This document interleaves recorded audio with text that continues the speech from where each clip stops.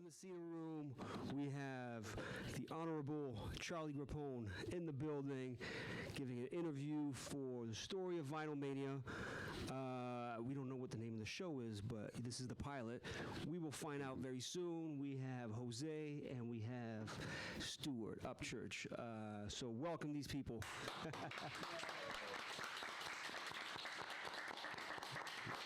I think for people that don't know what VINYLMANIA is, it's important to look at the character behind the institution. So, Charlie, can you tell us who you are, where you came from? Absolutely. I'm happy to see that everybody is still into the idea of VINYLMANIA, which I find very interesting because we've been closed 13 years now. Wow. But I thought I'd start the story from the beginning and then get everybody involved as we go on. So, the story starts when I was a teenager. Before I was married, I was a big record collector. And most record guys here will find this interesting, but I used to carry rock, jazz albums, very thorough, very, very good collection. And I wanted to sell some records. And I said, wow, I wonder where you could sell used records. Now, this is like 1969, 1970, 71, I'll say it like that. And at that time, there was the Village Voice. I look in the Village Voice. You could sell used records. I call the phone number. A woman answers the phone. She says, oh, my son, yeah, he lives in Vermont, but he comes down to New York to buy used records, but he's going to open up a store. I said, where's he opening up a store? She says, he's opening up in Brooklyn, New York. I said, wow, that's where I'm calling you from. Where's the store? Flatbush Avenue and Church Avenue in Brooklyn. It's all right, I go down to the store, and of course, Mr. Very Thorough, like I am, I have all the lists of records that I want to buy. I go to the store, and I meet the guy. He's a real hippie guy. And I see, here's my list of records in rock, you know, David Bromberg, Maria Muldaur. Maybe you guys don't even know who these people are. But he says to me, wow, I have all of these as promos. As promos. What's that? I could sell you all of these records for like $1.99. I said, what are you talking about? And he brings me to the upstairs part of the store, and what he has upstairs is all promotional records, promotional, not for sale. I said, what are these? They give them out to radio people and DJs and whatever. Every record on the list he's got for $1.99. Now, records at that time were $4.99, so I said, this is incredible. So the first time I ever saw a promo was there, and that'll lead into the story. So let's take it a year later, and I get married, and we end up moving up to Woodstock. And let me just say now that none of this would have been possible without the D of the C&D Records Incorporated, which is my wife, Debbie. She was there from the beginning. Debbie worked the counter. Debbie did everything. There wouldn't have been a VINYLMANIA without her. But we move up to Woodstock, and there's a record store for sale in Woodstock. $8,000 right in the center of town. I got more records. I got 3 times more records than the guys got in the store. So we don't do it. So we moved down to Manhattan, and kind of broke at the time, and I take a superintendent's job on 14th Street, so I'm not paying for my apartment. And I'm involved with all the record stores in the village. I'm living on 14th Street and 7th Avenue, and there was a lot of record stores in the village then. And I met this guy at a record store called Farfels. They used to specialize in like bootleg rock recordings. And it ended up that because I was the super of the building, I used to rent the apartment. So this guy that I met in Farfels, his name is John Pitta. And I want everybody to remember that name, because if it wasn't for John Pitta, there wouldn't be a VINYLMANIA. So John says, look, I'm looking for an apartment. And John moves into the apartment. I get him a first floor apartment. It's a duplex. And he brings in this tremendous record collection. And in the record collection, he has 12-inch singles. I said, wow, what's that? He says, it's a 12-inch single. I remember the first one he showed me, Earth, Wind, and Fire, Got to Get You Into My Life, promotional only. I said, what is it? He says, it's one song on a big one. I I said, wow, interesting. Okay, so John Pitta moves into the building, and there used to be this guy that used to come and see him. His name was Kenny Kurtak. And Kenny used to come with 2 shopping bags full of promo albums, $1.50 a record. So I was the super of the building. I used to hang out with John. I said, can I look through the records? And he says, sure, you can look through the records. And I start buying the records for $1.50. Finally, I said to myself, you know, I'm going to buy all the records. I said, how much do you want for all the records? He's there, $1.50. I said, 100 records, $150. He says, yeah, this was my contact. So selling the records out of the basement of the building, out of my apartment, we find a store on Carmine Street for $300 a month. And at that time, I'm working for the Board of Education, so my wife's sitting in there. And my brother Richie, again, I couldn't have done it without my brother Richie. He lives in England now. Hi, Rich. And we opened up the store on Carmine Street, and I'll show you an early picture of that store, which I don't know if we can zoom in on this, but this is the first VINYLMANIA at 30 Carmine Street. This particular picture was done in a fashion magazine in Italy, and you could see the actor Matt Dillon, even before he was well known, in that photo. So this was probably 1979. I was going to ask you, yeah. It's probably 1979, because we moved into Manhattan in 1976. So just an early thing about the store. And I gave credit to the people that got me started in it, and business was booming with the promos. And you say, how did you do this with the promos? Because remember, the promos said, not for sale, sale is unlawful, whatever. Remember, the guy in Brooklyn, which the name of the store was Titus Oaks Record Exchange, he was selling them, and he wasn't getting in any trouble. So I said, well, I'm going to sell them. And I opened up the store with Kenny, and business started booming, and I started making a lot of contacts in the music business. And what happened was that even though we were selling mostly albums, the albums were $2.99, $3.99, sealed promotional copies. We used to have a little box on the floor of 12-inch singles. And it seemed like people were always going through that box. I said, oh yeah, the big ones. The one that John told me. Why are they so interested in those? So, okay, I want to get everybody involved, so I'll cut to the chase. What happens is Kenny Kurtak, who's coming to the store with his 2 bags of promos, comes into the store one day, and there's a guy that used to come to my store all the time to look at the 12 inches. His name was Lenny Roberts. Now, Lenny Roberts went on to do Ultimate Breaks and Beats. It was these albums of breaks and little things he did, like drum breaks in the middle of songs. He was involved in this. So he's in the store when Kenny's in there, and he says to me, would you mind if I talk to your contact? And I says, no. What do you want to talk to him about? He says, I just want to ask him a question. So he says to Kenny, he says, do you get 12-inch singles with your promos? And Kenny says, yeah, I get 12-inch singles with my promos. He's, would you have Victim?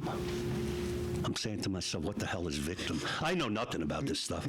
He's Victim by Candy Staten. He's, yeah, I have it. He's, how much do you want for it? He says, $8. I said, $8 for one song? What the hell is this about? So he leaves, Kenny, and he says, I want 2 copies of Victim. He's, give Charlie $16. When you come back this week, they'll be here for you. So Lenny leaves the store, and I say to, I said, what's the story? Why would he pay $8 for the record? He says, it's promo only. I said, I understand what a promo is. What do you mean promo only?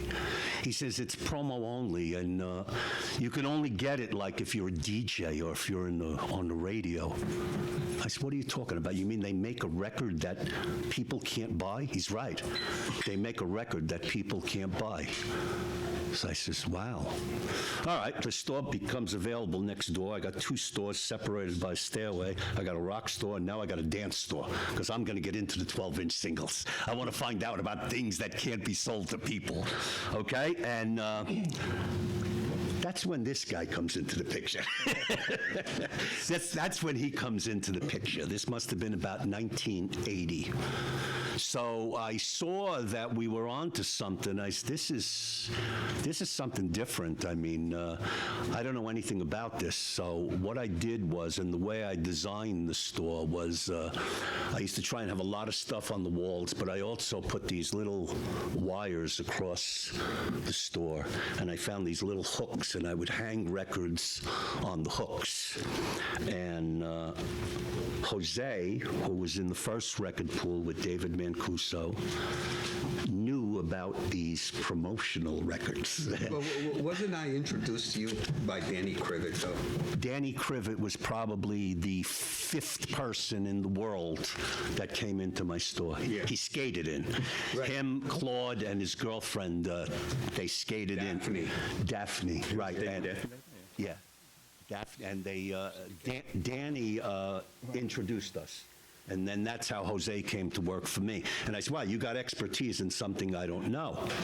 And what he did was, when we would get a record that I would say, is this one promotional only? But I learned quickly that TK, West End, Prelude, those were the guys that were selling the records. But a lot of them were promotional only, especially from the major labels. So one time, I say to him, I got a record by General Johnson, Can't Nobody Love Me Like You Do. He's put it up there for $15. Or maybe it was $20, which was a lot of money at the time, but $20. Ends up that Judy Russell comes in and buys that record. You know, a little while after that, and I want to clarify something on film now, which I always wanted to do. Tony Humphries comes in the store, okay? Because all of a sudden, when we started selling promos as collector's items, we started attracting a lot of attention that we normally wouldn't have gotten as a regular record store. So I want to show you another thing, which a visual aid, which a guy named Nelson George wrote an article in Billboard magazine, which told about a guy that's selling promos as collector's items. So I thought, oh, here's where we get in trouble. We're going to get in trouble now. But it didn't bring trouble. It brought business. People started coming from all over the place, Connecticut, Massachusetts, or whatever. Tony Humphries comes in one time and gives us $50 for Runaway Love. Now, I don't know why, but till this day, he thinks we were making fun of him, that he spent $50 on a record, making fun of him. We were thrilled. We said, wow, if this guy's giving us $50, who knows what these kind of records are worth? So with Jose's expertise in helping me price them, that's how we got into the dance music thing. So now I got 2 stores going on Carmine Street, and that's basically the beginning of it. I mean, that's how we got it, and business was booming, and everything was all cash. Well, and let me just correct you. So he just said he had 2 stores going. He failed to mention the other one next door was the rock store that his brother Richard ran. Which I will show you with another visual aid. An article written in the Soho News about a record store in the Village that's attracting a lot of attention with rock and dance music. And that's a picture of my brother, who used to sit in the dance music store while we had 3 times as many people in the other side, but it didn't matter. We got people to go everywhere. Mm-hmm. And eventually we grew to 5 stores on that street. What I tried to do was had a store for each genre of music. In other words, we had a jazz store, we had a dance store, we had a rock store, we had a CD store when it first started.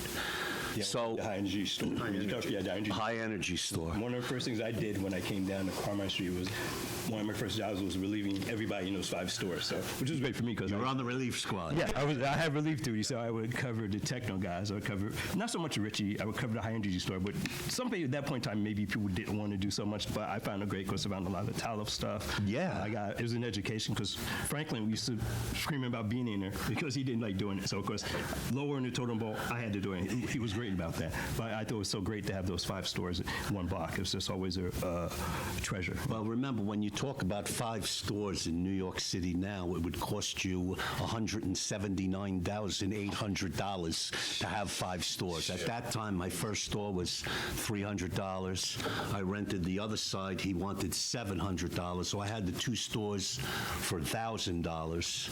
And then a guy approached me up the street. A jazz store opened up in the spot, and he wasn't doing any business. And the guy says, look, would you like to take over the lease for this guy? How much do you want for the store? I want $1,100. All right, now we're getting pricey, but business was so good between the 2 stores. I was doing it out of my pocket. All right, you want $1,100? Here's $2,200. Give me the key. I mean, but that was a long, a long time ago. Yeah, but you're jumping. Let's stick to 30 Carmine. In the beginning, when it was just Charlie, Debbie, Richie, And our first non-family employee, Jose Bonilla. right, The first non-family employee. you're Grappone That is by it. extension. Yes, Right. he's the definite first employee in the record store because he had that knowledge. He knew about these records that I didn't know about. Now, you know, a lot of people say, yeah, but Charlie, you know, you opened up the store because it was around the corner from the Paradise Garage. I didn't know what the Paradise Garage was. I didn't open it there because of the Paradise Garage. I opened it there because of the $300. So, I mean, it was just luck. I was in the right place at the right time. I was in the right Yeah. place at the So, right time. So I just want to bring up the times that we spent, and I know Charlie probably blocked this out. How many hours did we spend in that basement, you and I, going through record collections? Oh God. Yeah, but it's what we loved, and Yeah. we did it, and it worked out fabulous. It worked out fabulous. I have a question for you guys. So you were selling new releases, and in the dance shop, you were selling new releases and as well used records from DJs that had sold their collections, or No, what had happened was I used to read Billboard magazine, and I saw this guy that was advertising in Billboard magazine. It was called Melodisc, and Melodisc specialized. Stewart ended up working there at one point when he was Unique Record Distributors, but he used to import records into the country of dance music at that time, in particularly Canadian stuff, which was really popular back then. But RFC ended up signing a lot of those releases. yeah, and so I used to carry a lot of new records as imports, because what happened was I had these 2 guys that used to come into the store. They lived on Christopher Street. One guy's name was Steve, who it'll come up later with him, but they said to me, you know, you can make a lot more money with this record store if you sold imports. I said, what do you mean sell imports? They said, you should go see a store in the subway. I said, a store in the subway? They said, yeah, there's a store on 42nd Street and 6th Avenue. It's in the subway. He specializes in dance music. It was called Downstairs Records. So I went there, and I had never seen anything like it in my life. It must have been about this big, but you couldn't get in the store. The store was full of people. And I said to Debbie, I says, wow, what the hell is this? She says, I don't know, but we better find out. So I said, all right, and I called the guy at Unique Record Distributors, and he says, yeah, you're in the Village? Come on, unlimited credit, let's go. And we went. So we had not only promos, but we had imports from all over the world. No one was doing it. There was 4 competitors. There was VINYLMANIA, there was Downstairs, there was Downtown with Frankie Ramos, another great retailer, and there was the guy guy over, well, he came later in the East Village. Leroy.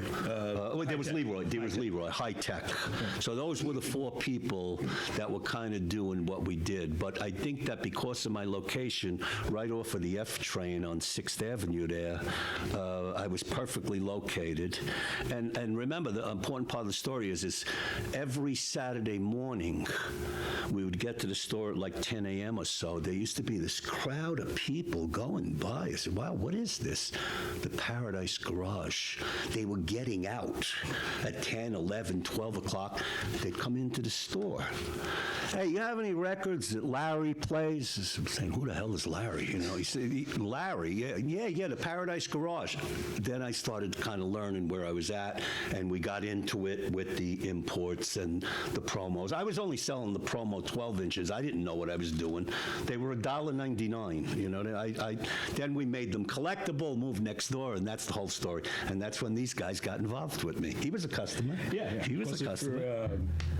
To me, the introduction to it was, I grew up in Jersey, and the whole introduction to that whole sort of underground scene was the start of Zanzibar, like 79, or no, 80 actually, 79, sorry, like a high school sophomore, junior. And the only reason I got that job was because the only reason I got into the club was because at that age is I worked as a porter during the day, which is the worst thing, of course, was the RSO hotel, and I thought it was sort of glamorous because that's a sort of 70s thing. Anyways, fast forward the next year, I think I discovered the garage, so it might have been about 80 or so. So like everyone else, you discover, you hear the music, you see the line of people, you kind of follow the lemons to the edge, but the edge was wonderful because that's where the music was. And he hired me. Fast forward years later, unless we'll get to it, how you met me and how you hired me, but yeah. We're going to get into everything. The thing is, I wanted to just skip back to that guy, John Pitta, who I met in the record store, and he moved into my building with the 12-inch singles. John still has a record store today. It's on Jones Street. It's called Record Runner.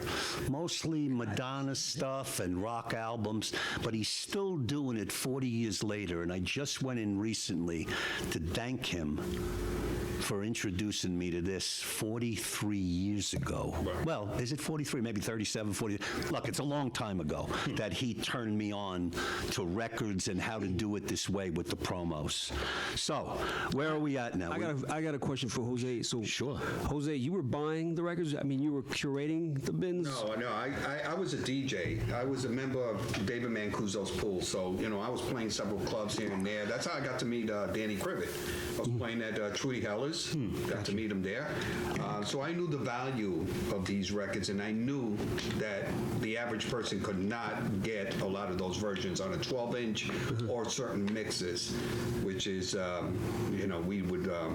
people would sell him these records. He'd buy collections. Yeah, we made it where DJs who were in record pools could trade in their records that they didn't want from the pool and apply it towards their purchase of the imports.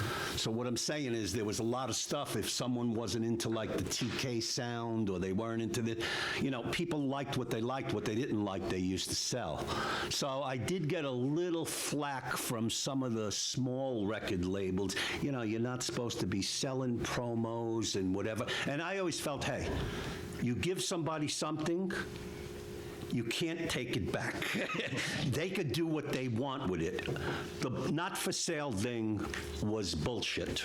And I knew it from the get-go because of the guy I told you about in Brooklyn. But I also found out that promos, in a way, were things that major labels used to actually hurt the artists rather than help them. So I said, to hell with all of that. And we kept selling all of the promos and everything. And like I said, we started attracting people from all over. They were driving in. It was unbelievable with the amount of people that were coming there. It wasn't just the garage thing also. It was through word of mouth with DJs now. Now, being that I was one of them, at the time I was also, wasn't I a member of Judy Weinstein's? Yes. Okay. For the record. Right. You did both, yes. Right. Yeah. So being that I was a member for the record, so was Larry Levan. Right. So that whole crew of DJs would talk to one another, and where can I get this record? Where can I get the import? Where can I get another second copy of my promo copy of Victim? Say, I need a second copy of that. VINYLMANIA. VINYLMANIA, what's that? Yeah. It's a little record store in the village. You can get it for like $5. So I needed him there. I needed him to explain to people the difference in the mixes. Remember, I had no DJ experience at all, but I learned it very, very fast. I learned it. I was going to spend money. I better learn how to do it. But he and most of the employees that I had were there to help people when they came into the store with their purchases, with recommendations, with talking about the promo-only mixes and this and that. I heard Larry play this morning. It sounded like dum dum dum dum dum dum dum dum dum dum. Do you know what that is? Oh, gee, that would be Martin Circus, right? Charlie, Martin Circus, get it down from the wire. Yeah, There we go. yeah. So it was really me, my wife, and Jose in the beginning. That was the beginning. So then one day, going back to the General Johnson record, we put it up on the wire for $20. Judy Russell walks in. She says, I'd like to buy that record. So why is this girl buying General Johnson? Because she was roommates with Manny Lehman. I ended up hiring both of them because they were very in tight with the Paradise Garage. And they used to go every Friday and Saturday. They knew every record he played. And I said, wow, I could really use you here. At that time, Manny was working in a frozen yogurt store. I mean, that was a new thing in New York, frozen yogurt in 1980 or 1979. And he came to work for me and kept me enlightened on, oh, he played this last night, he played that last night. Okay, so that's the import I'm going to buy, whatever. We eventually became friends with Larry, and then it kind of worked both ways. It was great. Not only did we know what he was playing, after a while, we were kind of telling him what to play. Yeah. Here, listen to this import. Take this, buy this, and business started to, I can't tell you, when I went to my parents and told them I was quitting the Board of Education to open a record store, they were like, what, are you crazy? Really? Charlie, do you remember on 30 Carmine Street? We used to have moments at 30 Carmine Street where we couldn't move in the store. You remember that? It used to look funny from outside the store. You would think there was something wrong in there. Yeah. There were so many people crammed in the store. People would stop and say, what the hell are they doing in there? But it was this mad rush for these. Look, the 12-inch single was new.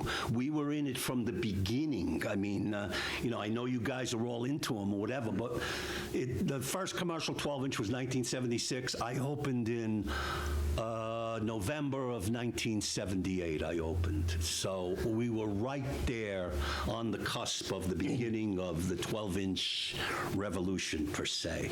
Did Charlie ever go to the garage? Charlie went to the garage. The garage was not for Charlie. It started at like 1 o'clock in the morning. I was normally in bed at that time. The first time I went to the garage, I met Grace Jones. I mean, it was a whole different world, the garage. But look, thank God the garage was where it was, because that's what put VINYLMANIA on the map. It did, and our relationship with them grew, and we learned everything from that. Can I interject something? I think it's in the Garage Comp. Who did the Garage Comp? What label was it? There was a lot of them. Yeah, but the really big one. Yeah. The one with the gatefold. You open it up. What was it? Strut. Yeah, Strut. You open up. There's a shot of you on the dance floor in the garage with the glasses on. You're right next to. That's not you. I will not tell you. I don't want. You keep denying that. You keep denying. If you open it up, yo, you got to open it up. I probably should have bought the CD if I was thinking about it. I might not have known about 12 He's got inches, glasses on. Great dancer. And it's like Larry Patterson. There's like Larry Patterson, and he's kind of right over Larry Patterson's shoulder. It's like, it's like Larry Patterson. I don't know if it's T-Scott, but it's definitely Larry Patterson. I know the picture. Yeah. So you keep denying, but I thought you told me, yeah, that's him. A few times you ever went, that was the time you're on the floor. Well, right the thing too is that with Larry and them, because we were around the corner and we got to know Michael Brody and Larry, whatever, VINYLMANIA had carte blanche. I mean, there could be the biggest line in the world, the Paradise Garage. You're the record store guy, come on, right in Larry's booth. And not everybody was allowed up there in the booth. So I felt really privileged to be treated this way with the store.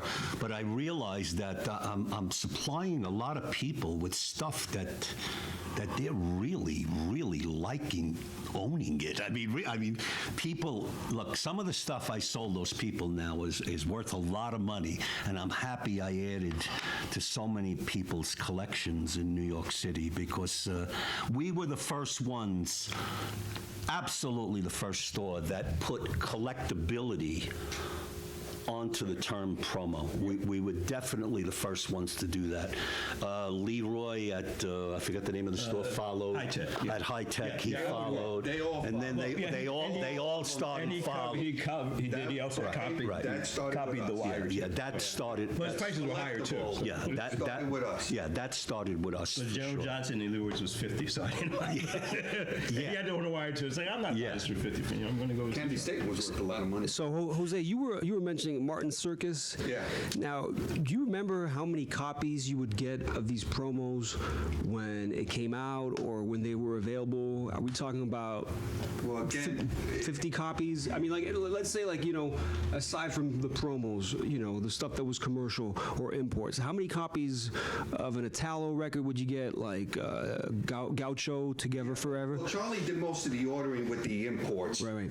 So Charlie would probably order about. It depended on how hot it was. Yeah. On new releases, I think Charlie went easy, and he would start with what, 10 or 12. Yeah, I'd buy across the board, but what I'm saying is if Larry jumped on it, that made the whole difference. Then you were going to start selling number. You're going to start selling. So Larry was the thermometer of how many units you were going to buy, yeah. Well, what I'm saying is Jeremy, being in the beginning of the 12-inch thing, I mean, forget about the promo end of it. I mean, let's take a record, for example, like a Heartbeat. I mean, I might sell 150, 180 of them in one day. In one day. That other record store, guys, remember, I opened up as a rock store. You never sold a rock record like that. That people would come in the store and say, you're going to sell all of that one title in a day? So we would get deliveries every single day.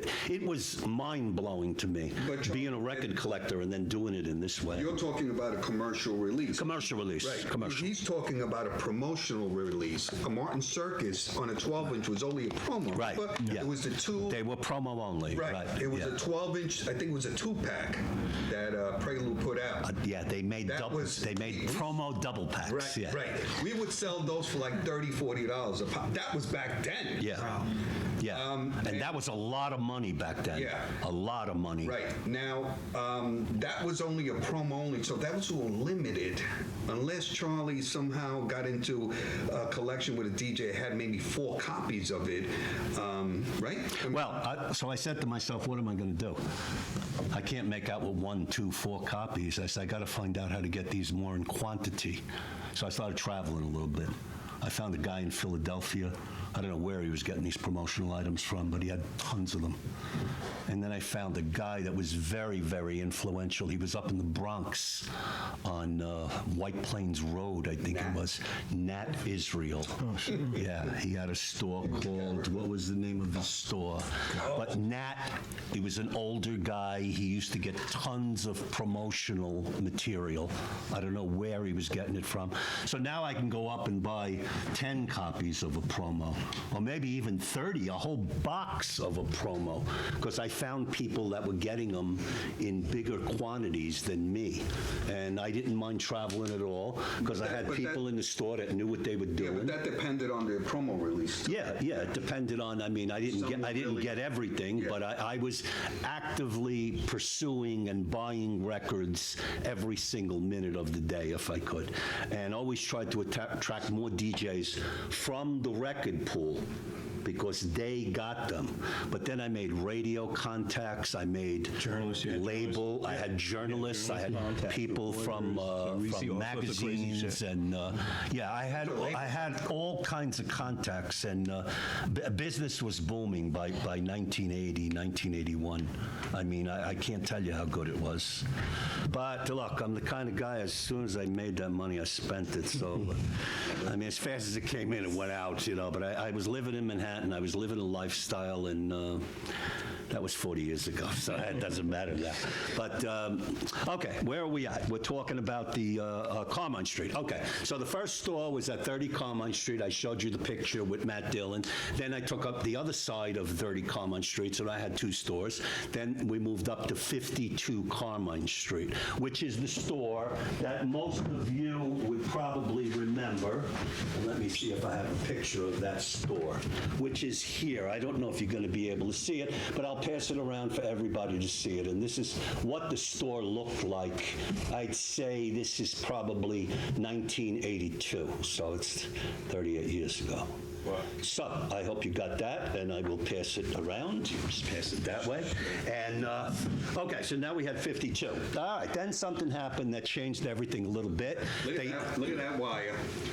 Yeah, this is a Look picture, at that wire. a picture of the store with the wire, with the collector's items that we talked about. That's probably one of the earliest photos I have. 52? Yeah. I remember that movie. Who was your biggest customer? I mean, like the top 5 customers? Elbin. That goes without saying. Elbin was there in the very beginning. Went to the first store. Yeah. Yeah. But I always want to ask this: was there a location? Elbin, you wanna pop- was there a pop on. location on Hudson Street where Leroy? We bought a For a store. minute. I Yeah. remember. I maybe went there like twice. I always thought it was. Okay, the funny thing about that is So it was actually 6 stores at one point. or- remember I told you I met John Pitta in a record store? The record store was called Farfels. That guy opened up another record store on Hudson Street. It didn't work out, and he says, Charlie, give me $4,000, take all the records and everything in the store. okay, so that's and how we opened up 496 Hudson Street. Right. So now we had another location going besides what was going on Carmine And Street. also Leroy and who was in there? We had in that store... Casey Jones. Casey, Vinny Gill was Vinny in Gill, there, right. And a lot of At one people. point, I'll show you a picture of the original staff when we had. Those guys I only know through other people who tell me. You know what I mean? I know some of the other guys are sort of connected to that era, so I always thought, okay, I never realized what the story was behind the Hudson Street store. Well, then I figured, we start expanding, and I opened up at 396 Amsterdam Avenue. So now we had an uptown location, which Jose went up to manage, and we opened up on the Upper West Side.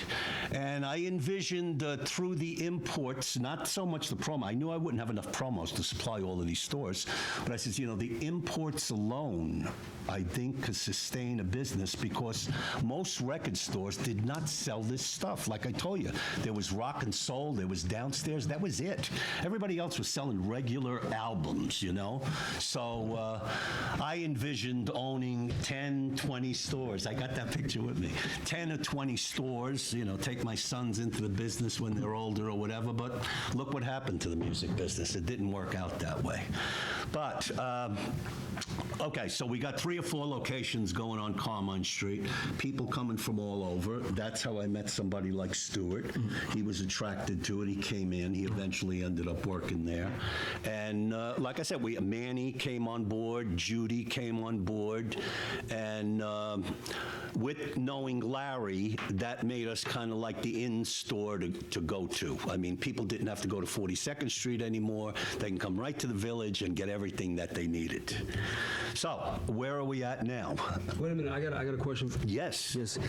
Do you remember the name of all your employees? I mean, I heard that a lot of DJs worked for you. You said Manny Lehman, Okay. Stewart, Jose. I heard Pal Joey once worked. Pal Joey, Okay. yeah. I got memories of Pal Joey. I actually brought I actually made a list. There you go. And I will pass it around, and if anyone wants to add to this list, I have 70 names on this Really? 70 of names. people Wow. that worked for me. Wow. But okay. So we got 30 Carmine, 52 Carmine. Had a little disagreement with the landlord at 52 Carmine, and we moved up to 60 Carmine, which probably is the store that most of you know, because we moved there in 87, so we opened in 78. So for 9 years, we were fooling around on Carmine Street, and we moved to 60 Carmen, like I said. So, okay, here is an ad from Dance Music Report that shows you that VINYLMANIA is going to have a grand opening of their new big dance music store. And to go with that, I brought pictures of opening day, which is WKTU, the record station, radio station, came and set up a big radio, and we had some in-store people there, whatever, and it was a lot of fun. And another photo here of people at the, I'll pass all of this around for everybody in the house to see, but this is some of the activities that we did on the block that day at 60 Carmine Street. We ended up staying in 60 Carmine from 1987 until 2007 when we closed. But I want to make note of that because remember, the Paradise Garage closed in 1987, 88. And I remember people coming up to me and saying, "Hey, Charlie, when are you closing?" And I said, why would I be closing? They said, "Well, the garage is closing." I said, "Well, I don't sell records at the garage." And we stayed another 20 years after the garage closed. Didn't we at one point talk about having like a little record outpost at the garage? You know, like... Well, it's interesting that you bring up record outposts. Yeah, like a little pop-up thing. We were the first to do it, really. This is what I'm going to say. We were probably one of the first pop-up stores in... it was unheard. Nobody did a pop-up. Well, they didn't even know what it was. But what it was I met this guy named Cornelis Crane, and he was like a promoter, and he had this idea where we could open up you could pass these things around. We could open up a little pop-up location in a club. So at this time, we got everybody. We got Jarrell. We got everybody working for us. And here's another thing in Billboard magazine where VINYLMANIA opens up a shop in the club 4D. So what we did was we put some records on a pole, and the idea was I guess if the village people were singing, they'd come to the pop-up store after that and sign autographs. And Jarrell did a great job. He did a great job in taking care of that. But we're not going to forget that we also opened up one in the Unique Clothing Warehouse. This is another photo of Jarrell in action at 4D. So I'm glad I have some of these photos. We'll pass them around. Years later, we opened up another pop-up in the Unique Clothing Warehouse on Broadway, which Stewart ran. And here are a couple of photos. We actually built from the ground up a little DJ booth and whatever. And this was a big clothing store. It must have been 30,000 square feet. But we were sitting right in the middle of it on Broadway. And Stewart ran that one for us. So, I mean, it was... We were getting pretty popular. I mean, we were getting pretty popular, especially with DJs and dance music culture. So at that time, I just wanted to show everybody something, and there was a magazine called Dance Music Report. And here is another picture of VINYLMANIA in pop-up store. I actually went and made neon signs, and I tried to make the stores very professional looking. And this is Jarrell, again, at 4D. And those were some of the things that... Charlie, didn't you do a pop-up at 1018? Or am I mistaken? No, yes, we did something when Danny was the DJ up there with the roller skate. Right, we did something there also. I remember that. I forgot, did I show you this about the billboard? I showed you that already. All right, getting a little caught up here. Okay. But what I'm saying is that the pop-up stores were more of an attraction, again, brought more people to the stores. By the time we had the 5 stores going, I couldn't wait to get to work. I was in love with what I did. I couldn't wait to get to Carmine Street. I mean, to be honest with you, I probably ignored my family and my kids a lot at that time, but it was so important to me to be there. A Saturday on Carmine Street was like heaven. It really was. I mean, if you were into vinyl, it was just so much fun. I can't express to you how much fun it was. So, where are we at? Jeremie? I have a few questions. So, what was your relationship with all the labels back then? Because you had such an influential role in the dance music scene in New York and hence in the world. How did they see you? Did they bring you boxes of goodies? Did they bring you boxes of chocolate, flowers? That's a very, very good point, okay? Remember, now let's go back a bit. Promos, not for sale, unlawful. Okay, what happened was the stores had so many people going to them that the labels took notice. Who is this guy? And what happened was that at that time, Billboard, this was before people used to scan records. This is before computers. Before the barcode. Right, before the barcode. They used to call stores and say, what's selling? So, okay, the labels wanted to kind of tell me what to say on the phone. Charlie, here's 30 copies of so-and-so. Can you make it number 5 this week? And things like that. So here we go back. You're not supposed to sell the promos. Now they're giving me the promos to sell. So we changed the whole scenario. Now it's like legitimate to do it because, and labels like Atlantic, I mean, as many records as I wanted. I need 100 copies of Jenny Burton. I need to send them right over, Charlie, no problem. So now we're kind of like making full profit on these things. We're not paying for them. All I got to do is report their records or whatever. And the unique thing about VINYLMANIA is, remember, we had the rock store, we had the dance store, we had 2 Billboard reporting stores on one street. It's never been done again. It was it was never done. We were the only ones to have. My brother Richie reported the rock releases because at that time with 12-inch singles, and I always like talking about the 12 inches. I mean, there was a lot of unusual stuff that was out, like a 12-inch promo of Carly Simon's Try, or and things rock were going dance like David Bowie, or there were things happening where everything was blending together. So yeah, it was like a little bit of a fusion there. So we had 2 Billboard reporting stores, which was very unique. I want to bring up the DJs because they had a very big part in your success. Absolutely. And if it wasn't for some of the greatest DJs in the world, all went to VINYLMANIA.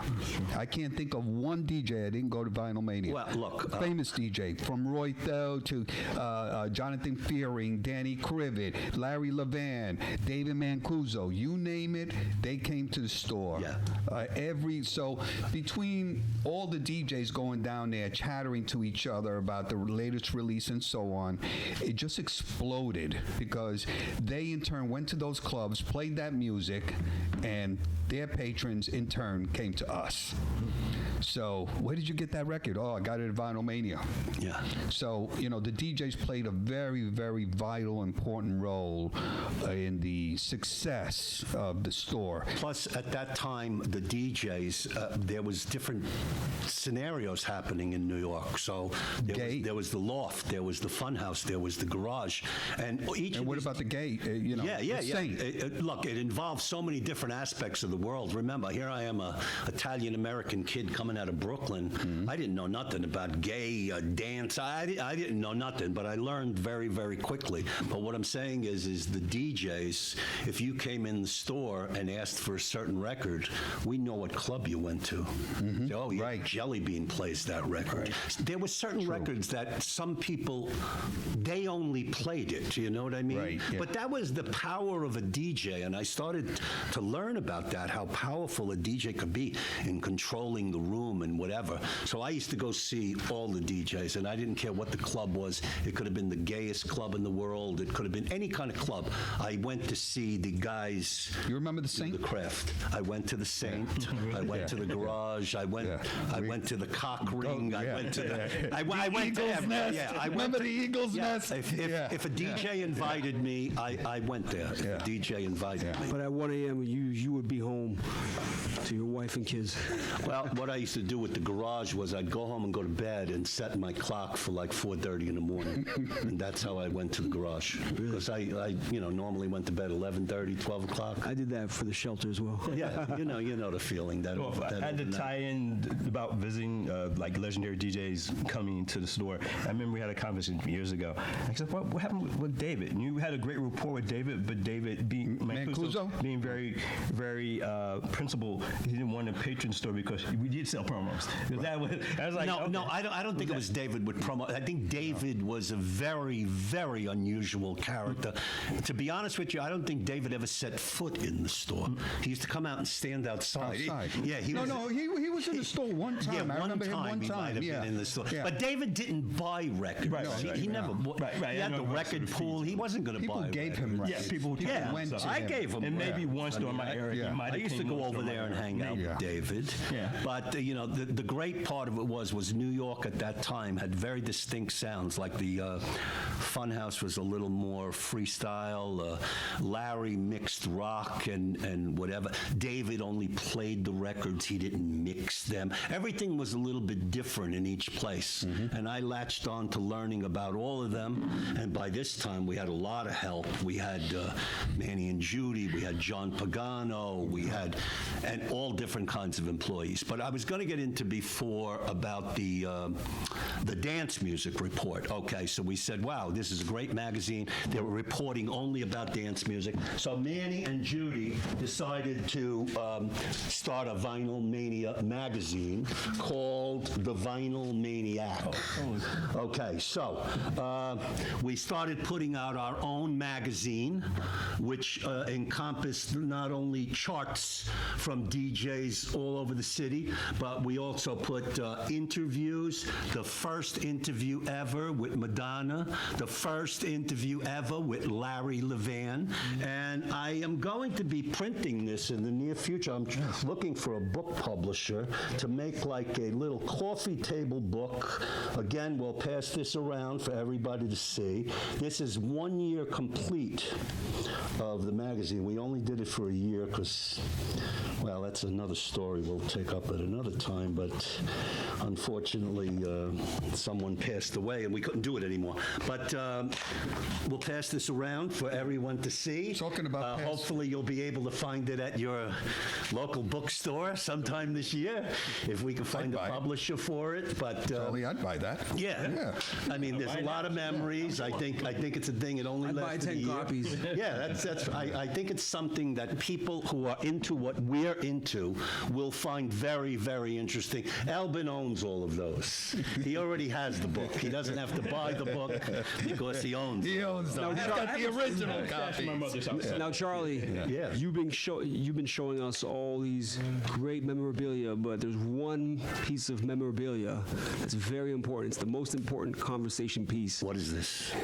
The signed Madonna album. Oh, okay. What was your relationship with Madonna? Can you explain?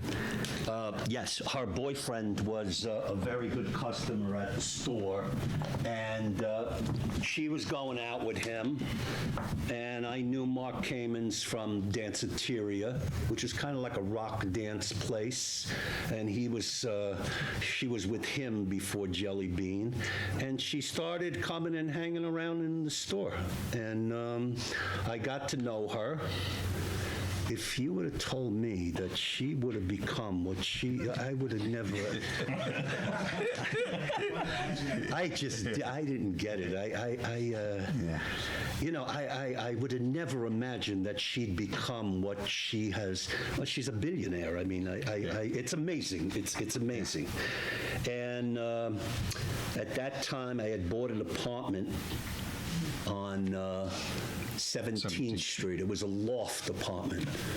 And she came to me and she said, Charlie, I heard you bought a loft apartment on 17th Street. I said, yeah.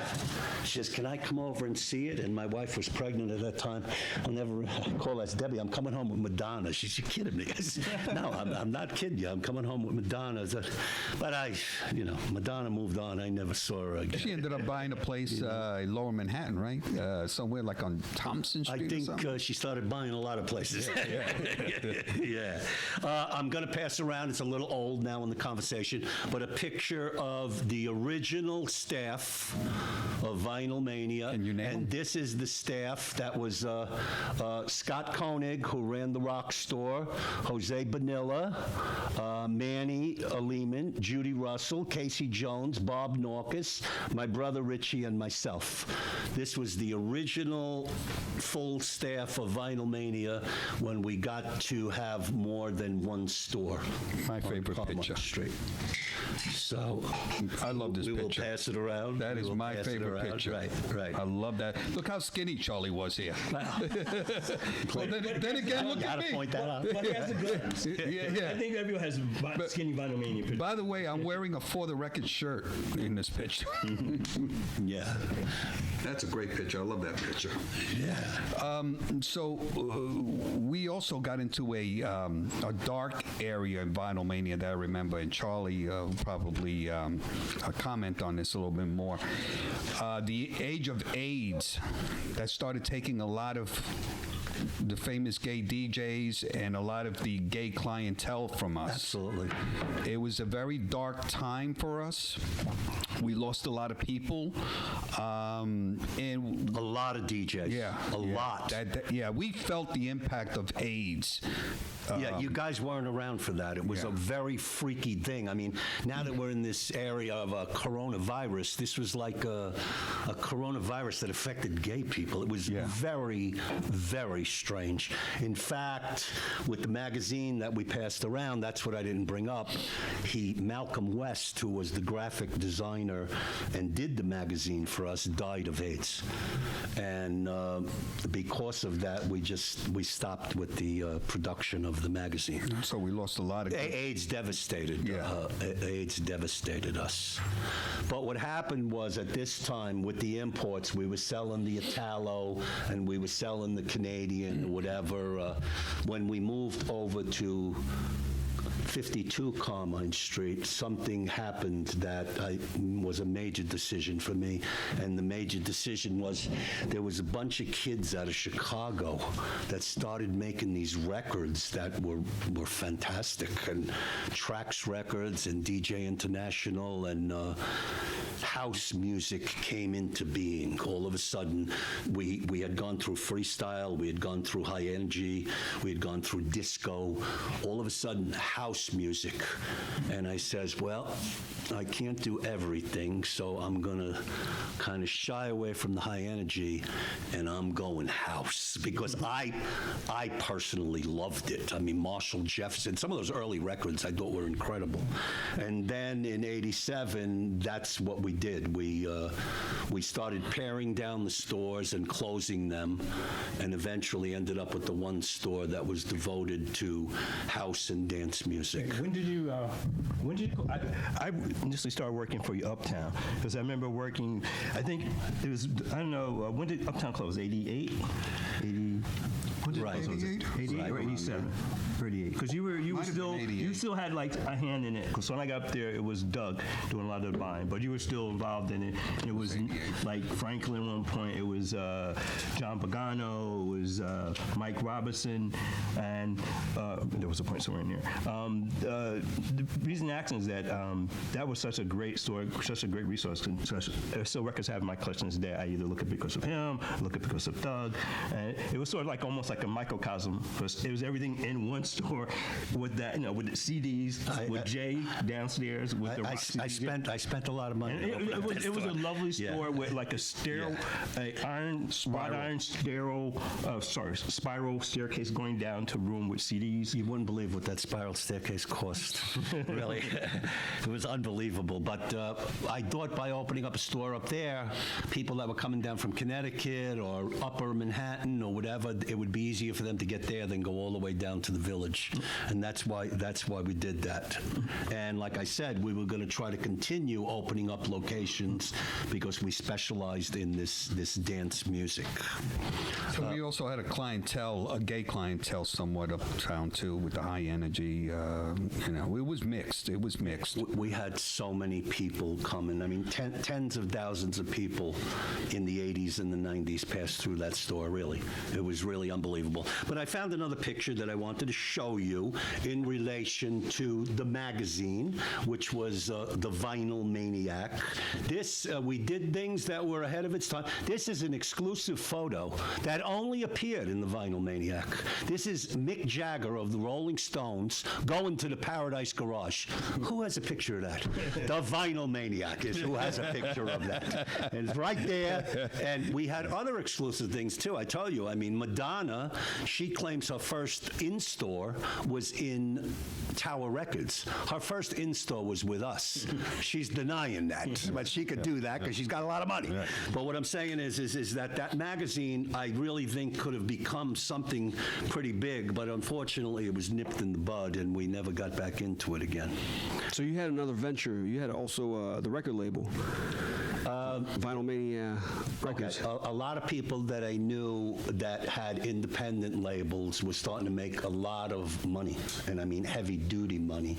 But most of the money that these guys made were in rap. The people that I knew, like Profile and Select, and these guys made a lot of money with rap. But I figured, hey, let's give it a shot, and we can get some people that'll come to us and want to appear on the Vinyl Mania label. And Manny and Judy said, Larry has a song, and he doesn't want to put it on a major label. He wants to do it with somebody just starting or somebody small. So I said, okay, let's talk to Larry. And Larry came down, and he had Love, Heartache, and Jump. And he says, I said, what do you want? He said, I want $16,000 for Love, Heartache, and I'll give you Jump. But I want $16,000. Now, $16,000 in 1986, I mean, that was a lot of money. In comparison, the first record I bought from Todd Terry was $2,500. So $16,000 was outrageous. But I said, it's Larry Levan. I'm giving it to him. And I gave him the $16,000 to purchase the rights to that. I wanted that song. I own the song. We'll split the publishing, but I own this record. And we still have rights to that record today. But the label business, again, with my friends in the press, Cashbox, which was another thing like Billboard. They did a big article about how Charlie Grappone's going into the label business and this and that. But let me tell you about the label business. It sucked. I was used to retail. You gave me the money, I gave you the record. These guys were like, yeah, we'll pay you in 60 to 90 days. The check is in the mail. All of this kind of stuff. And I really did not enjoy the record business per se. I mean, it wasn't for me. It wasn't my way of doing business. I mean, a lot of lying. I mean, it was the kind of thing where the guy was shaking your hand with this, he was stabbing you with the other one. You know what I mean? It was just, it wasn't my game. 60 to 90 day payment. When we pay you, we take 2% because we made the payment. And returns. Yeah, and then they want to give you records back.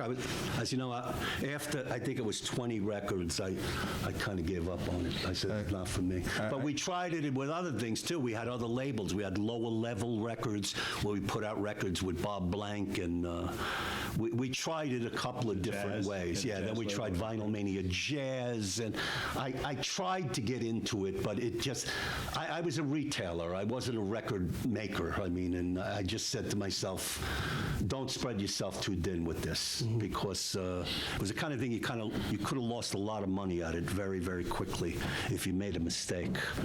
But I mean, 12-inch singles back in the days used to sell. You could sell 30, 40, 50,000 singles, 100,000 singles if you had something good. We did that with Todd, with Fascination. With the two records, we probably sold 100,000, 120,000 Fascination. So That's pretty good for an independent label. Yeah, all right, yeah, for a small indie. Yeah, I mean, it come was on. good. But Yeah. what you end up doing is you end up taking the money and pouring it into other. All you're doing is putting the money back and putting the money back and putting the money back, and it's kind of hard to see a profit out of it. And it wasn't for us. So Who's managing the label? You said Manny and Judy? Judy Russell did a lot with the label in keeping everything running and keeping the contacts going. We went over to meet them. We went to Europe. It's funny, when we went to Europe, we went over there with Love Heartache, and we were on, wow, we got Larry's record, Love Heartache, unbelievable. So we get to Cannes, France. We fly to Nice, and we get to, I'd like to set up a meeting with you. I have the new Larry Levan release. I says, who's Larry Levan? That's what? I got a record out by the DJ Larry Levan. We don't know who he is. So Larry was popular, in the tri-state area, but they didn't know him yet over there. So this was in 1987, when the Paradise Garage first opened. They didn't know who he was. So we started it like that, and like I said, we put out, I think, 20 records on the label, and then I called it quits. We did Roman Anthony. That was an interesting experience, too. Yeah, Roman Anthony was a character. He was Tell us more. Very, very strange dude, man. A very strange guy. Personally, at that time, I was looking for somebody that I thought could be like a major artist, and Roman Anthony could have been.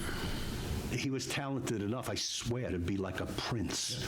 He was a guitar player, and he was a very, very talented kid, but he was very difficult to work with. He didn't trust anybody, and that's why, if you notice, most of Roman Anthony's records came out overseas on Defected and a lot of import labels, because he wouldn't deal with anybody here. He wouldn't come out of the car. Remember, we were trying to have meetings about the label because I was helping him doing promotions wouldn't at come the out of time. the car. He wouldn't come out of the car, so we send these sort of surrogates and very Prince sort of kind of vibe. Very Prince kind of vibe. Very, very talented guy, but very, very difficult to work with. So, okay, at that time, there's a new thing called the New Music Seminar, where people got together in New York, all music business people from all different walks of life, producers, DJs, managers, record stores, and we're going to do a showcase for Roman Anthony, because we put this record out called What Price Love,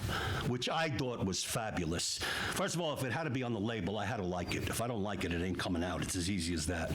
So, all right, Roman, we're going to do a showcase for you at the New Music Seminar. I'll never forget it. So we go, and he's ready to start playing, Roman. And instead of playing, did you ever see Michael, what's his name, in Back to the Future, where he does that guitar thing on stage? Michael J. Fox, and they're all looking at him on the stage. There's about 3,000 people. That's what Roman Anthony did. He did that. He did what Michael J. Fox did.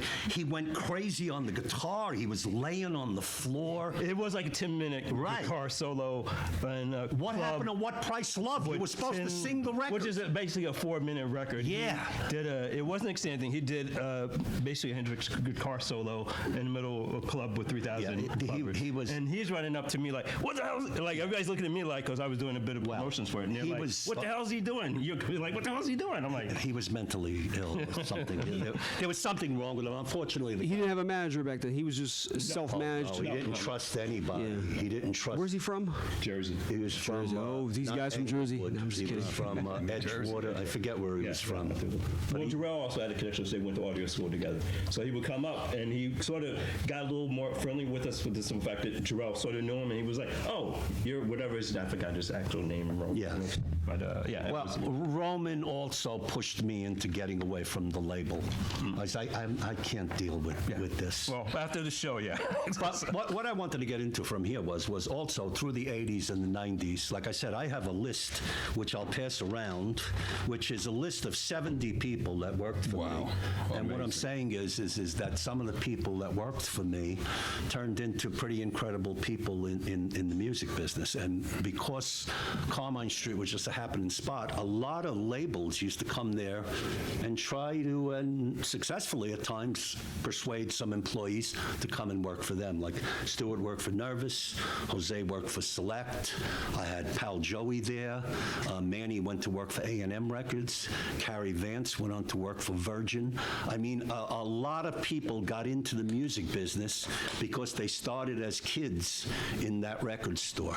And I mean, these were kids, and I got to admit, everybody that worked there wanted to work there. They really wanted to be part of this scene. And then some of them took it a little bit further. Kai Gittins went to work for Jelly Bean, and it can go on and on. I mean, Judy Russell went into her whole career, and Jose worked for Micmac with Marv Schlachter, and some of the employees really took it to the next step of staying in the music business. So I got to give some of the guys a lot of credit for that. All right, well, on that note, I think we're going to take a little break, and we're going to play Man Friday, Love Honey, one of your releases. Who's the DJ? DJ Moonshine. There we go.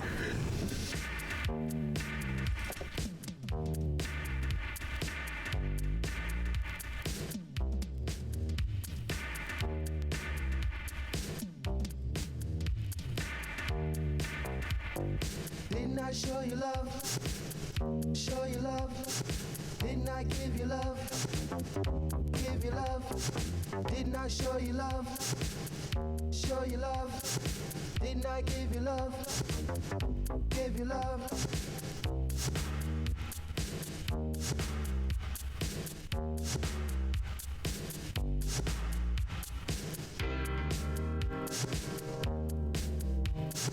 Didn't I show you love?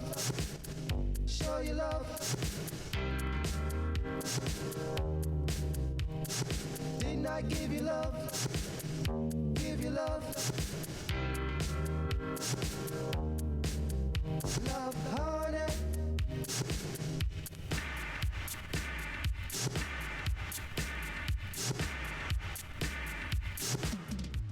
You lied, you took my love, now I feel like a fool. Oh, how I tried to give you love, but you broke my heart.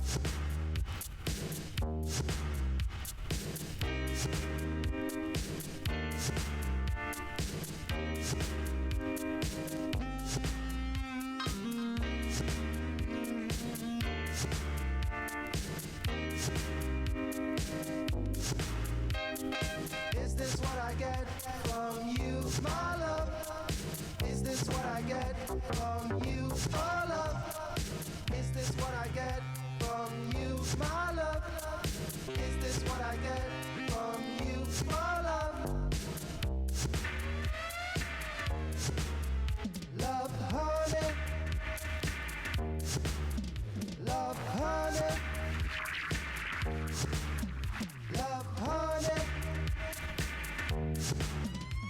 You lied, you took my love, now I feel like a fool. Said you care, but you don't give your love to me. How can I give you love when you don't give me love? Oh, how I tried to give you love, but you broke my heart. Is this what I get from you, my love? Is this what I get from you, for love? Is this what I get from you, my love? Is this what I get from you, for love? Love, honey.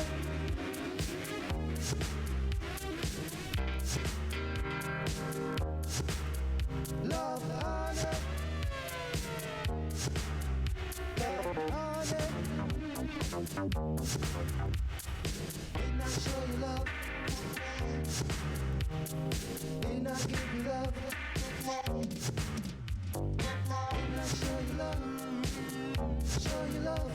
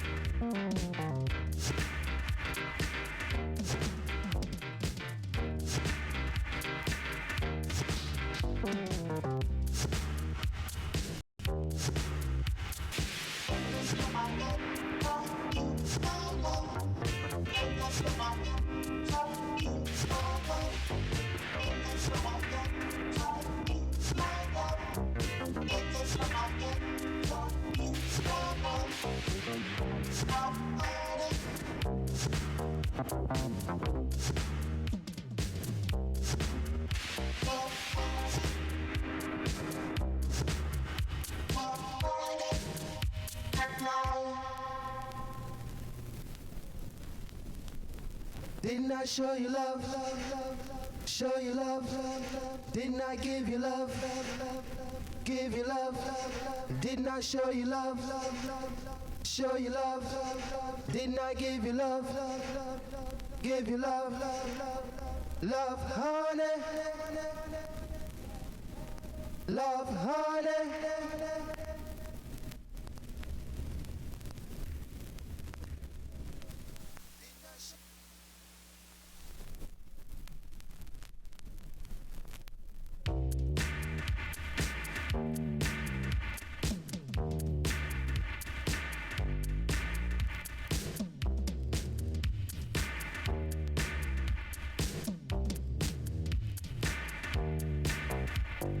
Didn't I show you love?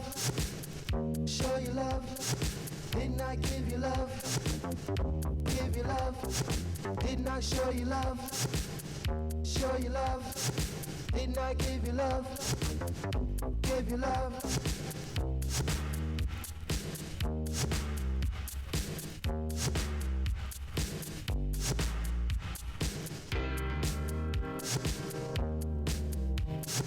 Didn't I show you love?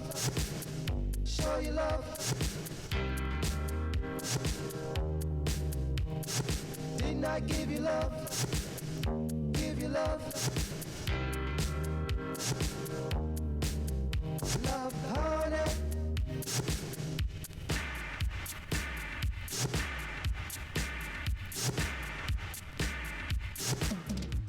You lied, you took my love, now I feel like a fool. Oh, how I tried to give you love, but you broke my heart.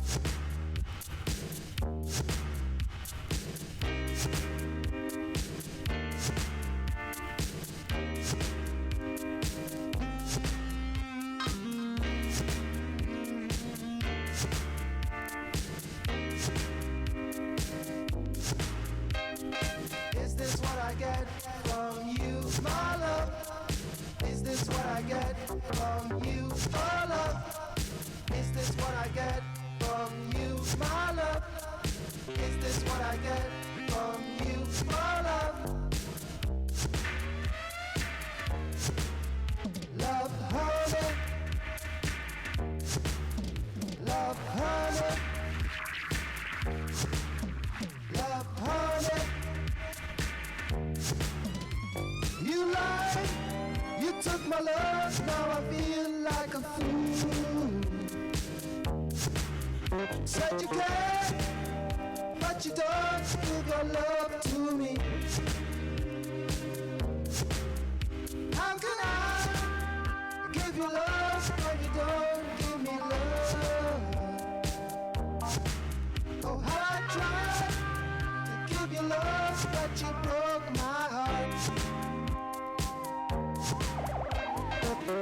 this what I get from you, my love? Is this what I get from you for love? Is this what I get from you, my love? Is this what I get from you for love? Love, honey.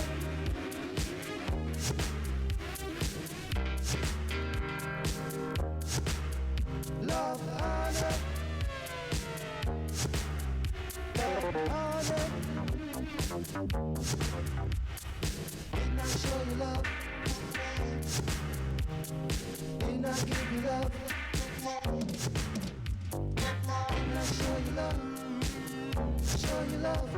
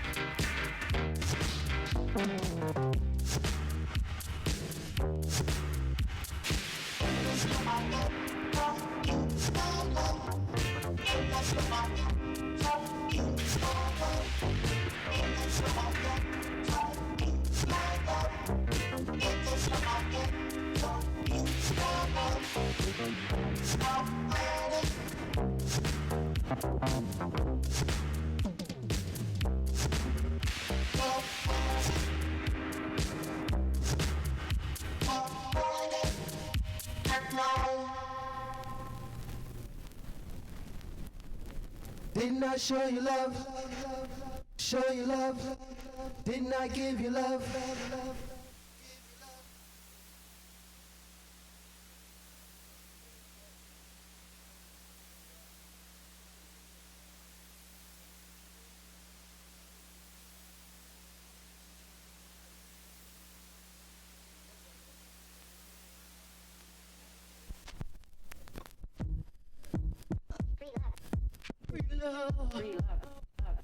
Free love.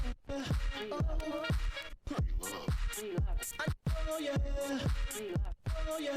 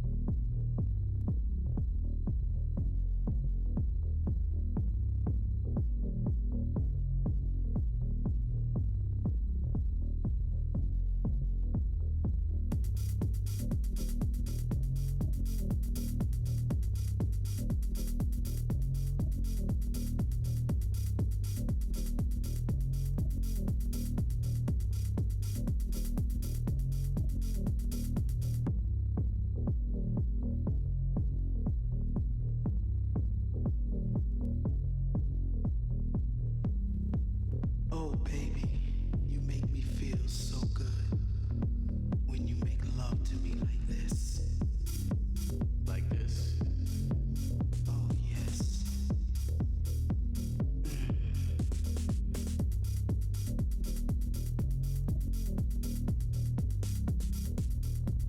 Why don't you teach me some more of your tricks? I got a few left in my bag of tricks for you. Just for you.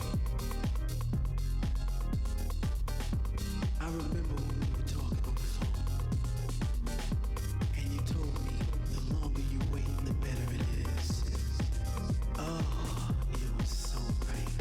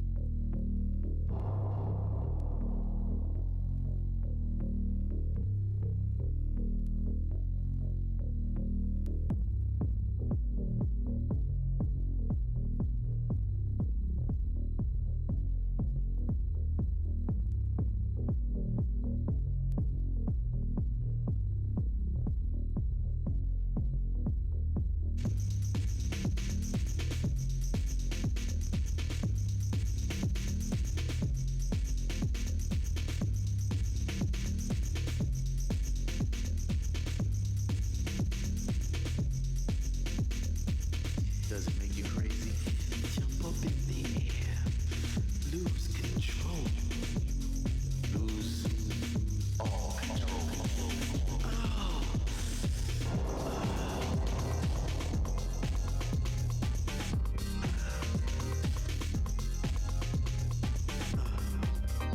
Yes. Watch out for the curve.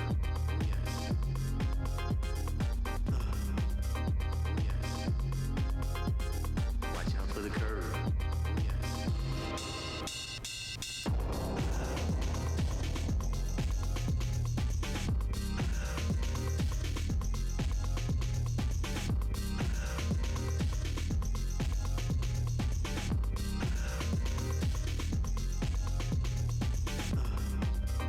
Yes. Watch out for the curve. Yes. Watch. Yes. Watch out for the curve. Yes.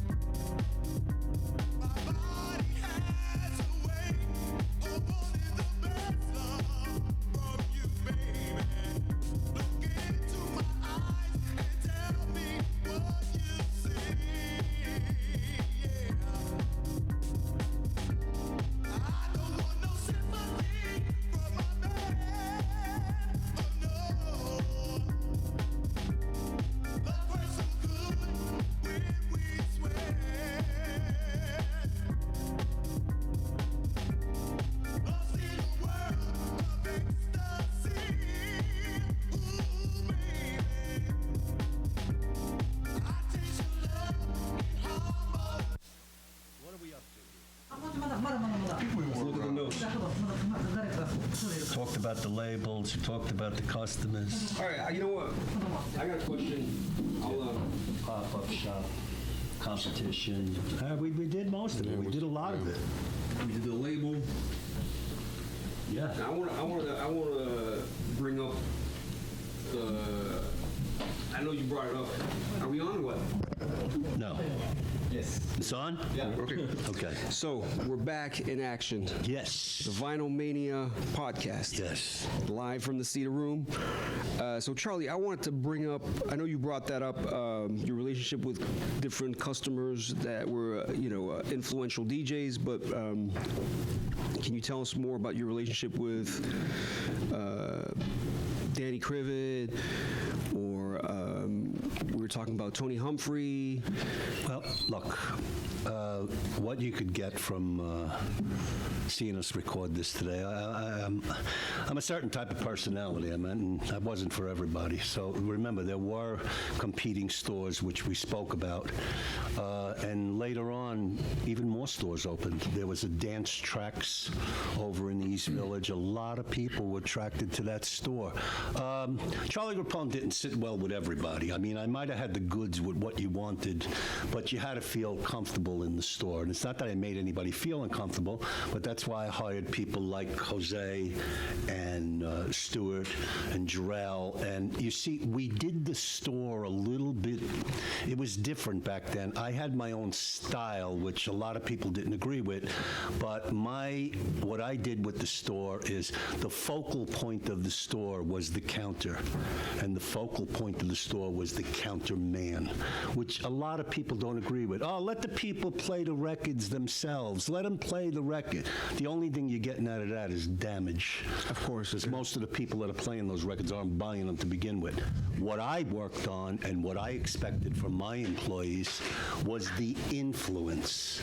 So in other words, if you came into the store, I had Pal Joey on the floor. People would go, Pal Joey would pick out 15 records. This was a $75 order. I'll take them. You didn't hear them? Now, I trust them. People would come to Stewart. They'd have a stack of 10, 15 records because he recommended them. This was my way of doing business.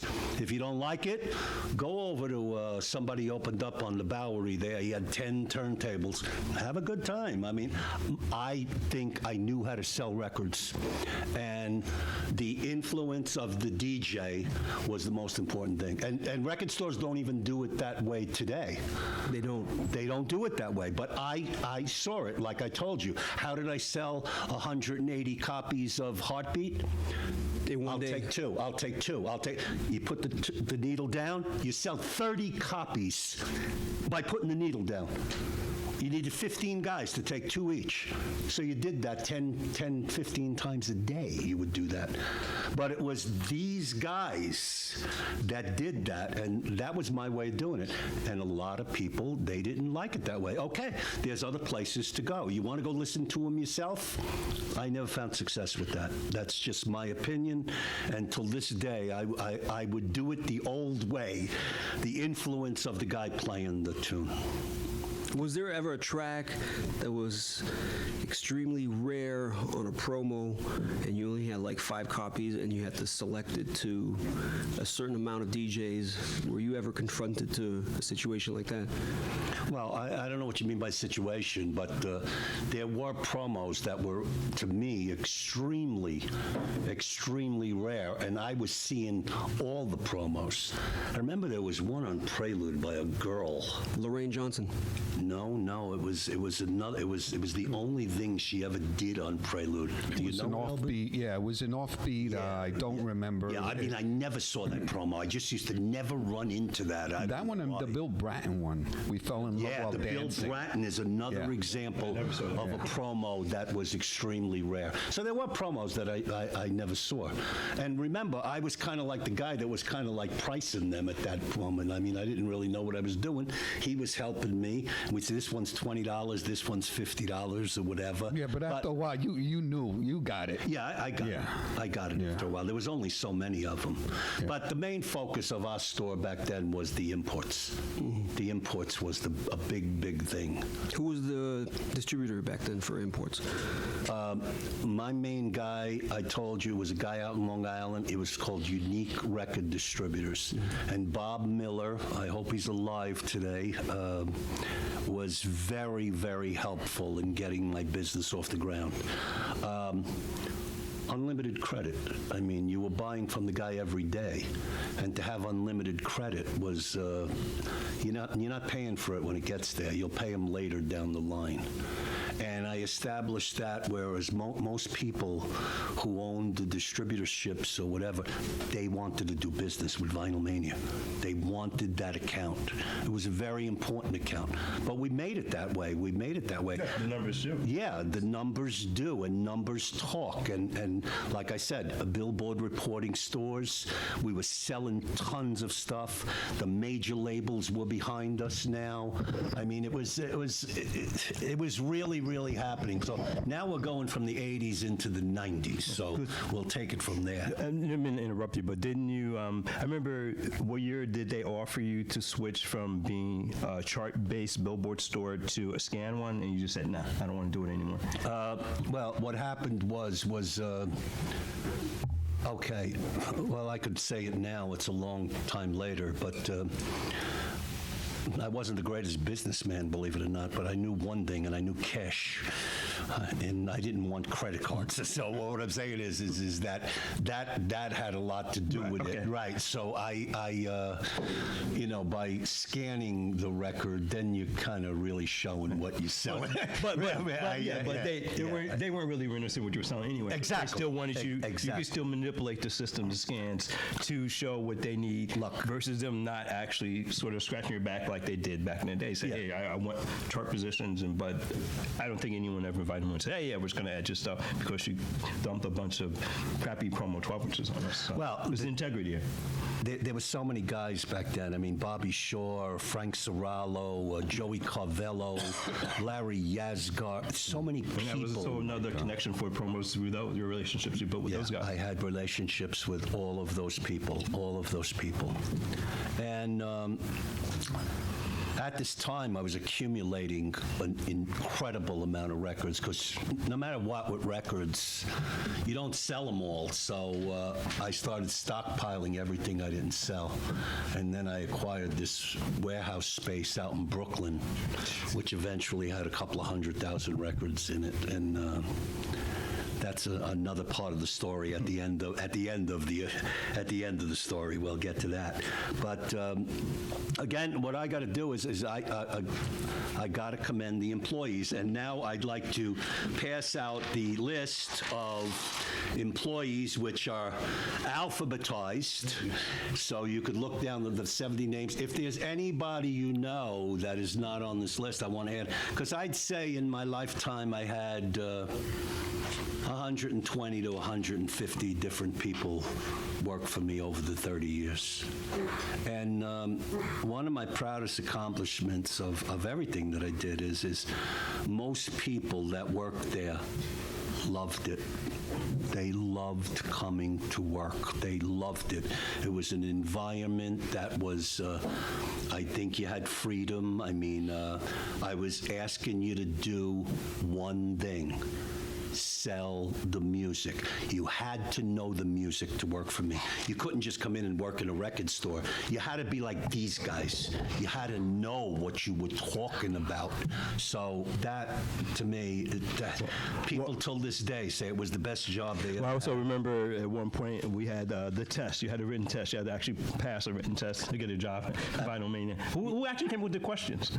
No, well, I came up with the questions. If you didn't know what Strictly Rhythm was, you couldn't work there. I mean, what are you, crazy? I mean, you know. Remember, Charlie was, worked for like the Board of Education. Exactly. Yeah, it was very thorough with everything. Everything was alphabetical order. Yeah. I was into all of these things. Do you like remember the basement in 60 Carmine? That. Sure. No.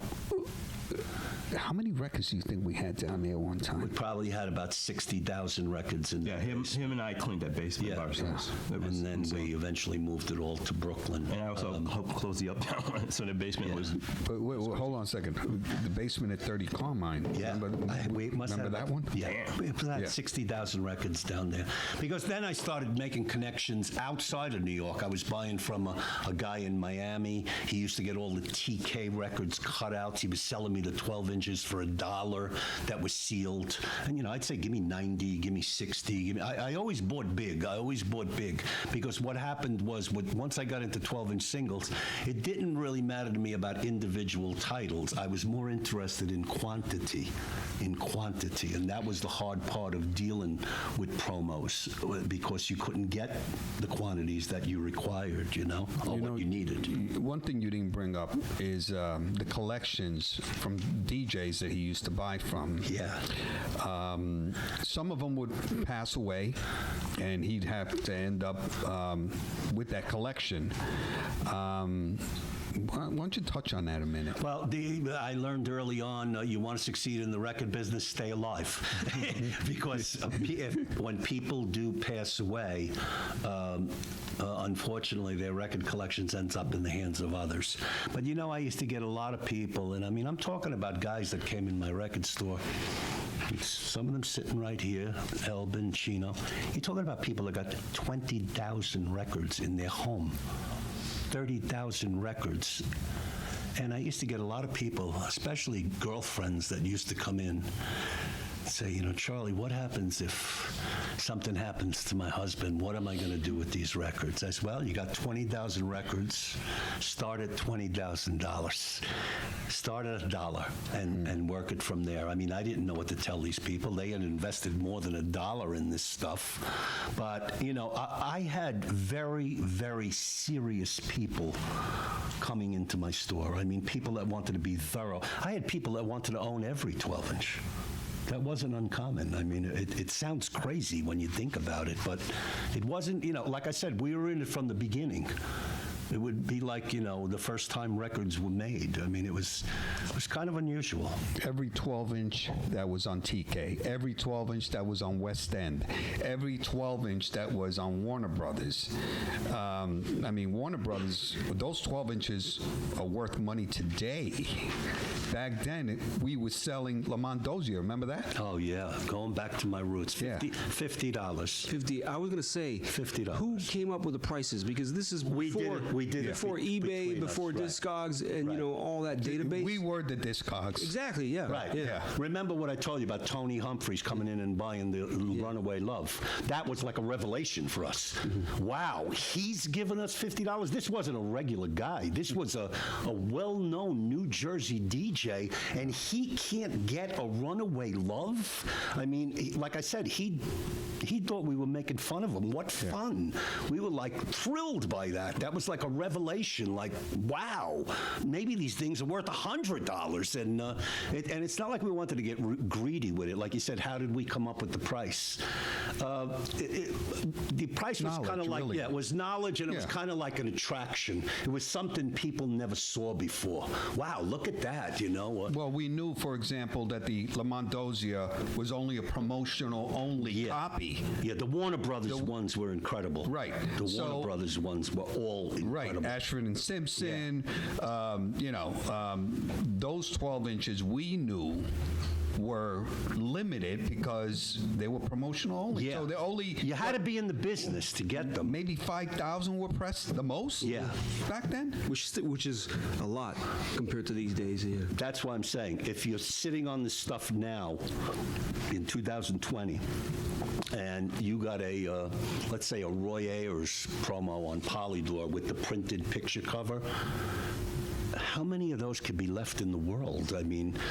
Really, there could be very, very few of them. They don't make them anymore.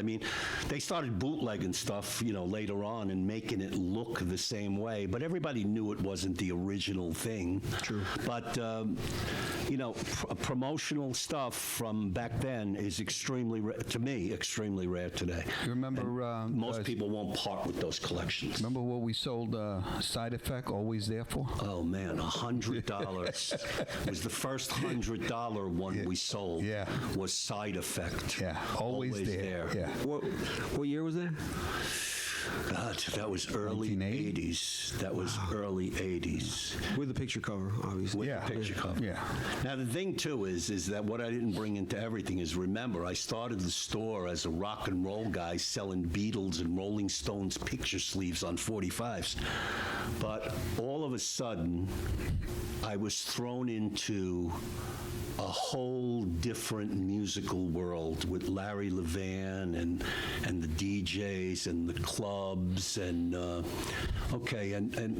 my rock store kind of took a little bit of a downswing at that time because believe it or not, you heard about it's not like I had anti-disco people, but a lot of rock people started going over to the East Village and started going to Sounds and record stores there because they saw the direction we were heading. We were becoming a disco, gay, African-American store, and I'm not saying there were prejudices involved, but musical differences made my rock business go down because I was focusing more on this 12-inch stuff. Well, also but the 80s... It enlightened me. But the 80s also had like a lot of, the quality of the rock in the 80s kind of, I'm not going to say it went down, but, in the 80s you had all the hair band, glam rock. Well, okay.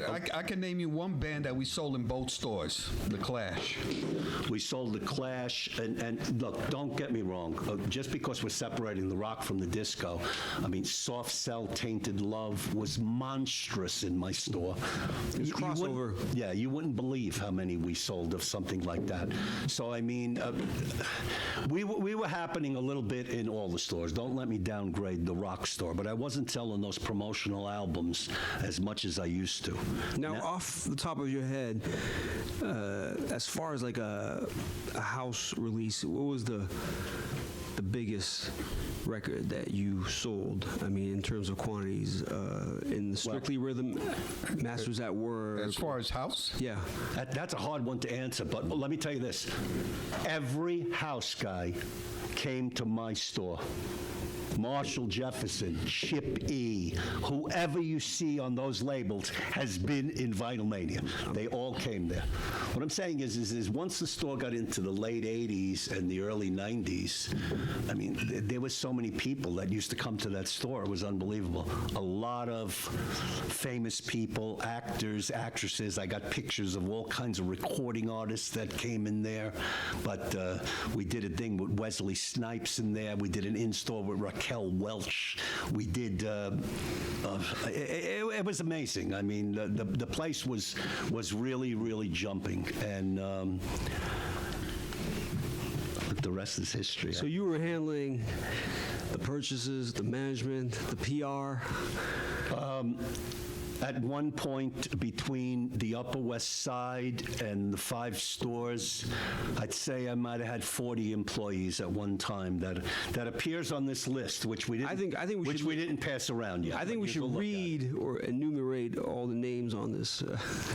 Not that it's like we've had some incredible people on the list, but I'll let everybody look at it. Yeah, pass around that list, and if you see anybody on the names list on there that you think should be added, I'll gladly add them. Because again, I'll find another person that loved having a job there, which makes me very proud. And Joey Longo. Where are we at? Yeah, We're Joe in the Longo. 90s. I got memories with me and Joe Longo in that basement at 30 Carmine, going through records. He couldn't take it. Remember that? Remember Joey Longo? Sure. Joey did some incredible records. Unfortunately, they weren't on the VINYLMANIA label, but again, at that time, I really wasn't thinking label-wise, and he went and had his successes elsewhere. I heard he lives in France now. Yes, Hello, Joey. Hello, Joey. Hey, Joey. If you're streaming live, Joey, hello. Yeah. Yes. Well, actually, the thing I remember about Long time Jerry no see. was I don't know if he was still selected. He was still doing days at Uptown Story. He would come. He would come to pick up records for some reason to take down to Carmine Street. So he would bum rush the counter. Who was at the counter? Because I wasn't doing the counter Uptown. It would be like somebody like Mike Robinson. Let me get a mix in. He would come in and they put amazing mixes and run out the door, grab the boxes, jump back in the car, which go back downstairs. We had a little system going, yeah. I remember Junior Vasquez coming in with his little, before he was even known, he was a hairdresser on the Upper West Side. A hairdresser, just Junior Vasquez, coming in with his little cassette tapes. He's going, oh, I want you to hear this. This is my new mix. This is before he became big and famous. The one thing about DJs, though, is that I tried, as the owner, I don't know if these guys did it without me knowing or whatever, but I didn't want to show any preferential treatment to a famous DJ versus a DJ that's just starting off. So in other words, I didn't really like holding records. I had my own way of doing it. I didn't like holding records. I mean, if you're a famous DJ, that means you're making famous money. Give it to me. I mean, why am I holding the records, you know? So, I mean, it was that kind of a thing. And so what I'm saying is not every well-known DJ came to VinylMania, but I always felt that if you didn't come, 90% of them. 90% of them had to come and see the show at some point. If it wasn't for you, it wasn't for you. Maybe my rules were a little... Well, you were a teacher, so, you know, you didn't tolerate teachers' I pets. cracked the whip. Right, I cracked the whip, yeah. But look, we all had a good time doing it. I mean, coming to the very end, with the eBay and I just felt it was one thing that really changed it for me was something called Serato. Do they still have that? Serato, the It's like DJ a thing software. you did with a piece of plastic. I don't like this. I don't like this at all. But the digital age. yeah, I wasn't wild about CDs in the beginning either, but everything started changing and whatever. And in 2007, I just said, you know, I'm not going to do it anymore. So post 9/11, what was it like? And you were close to Tribeca. How was it? September 2000. I'll never forget that day. What happened was my wife was out and she was coming back from the gym and she saw a plane crash into the building, and she came home and she says, "Wow, I just saw a plane crash into the World Trade Center." So I rode my bicycle down there on the West Side Highway to see it.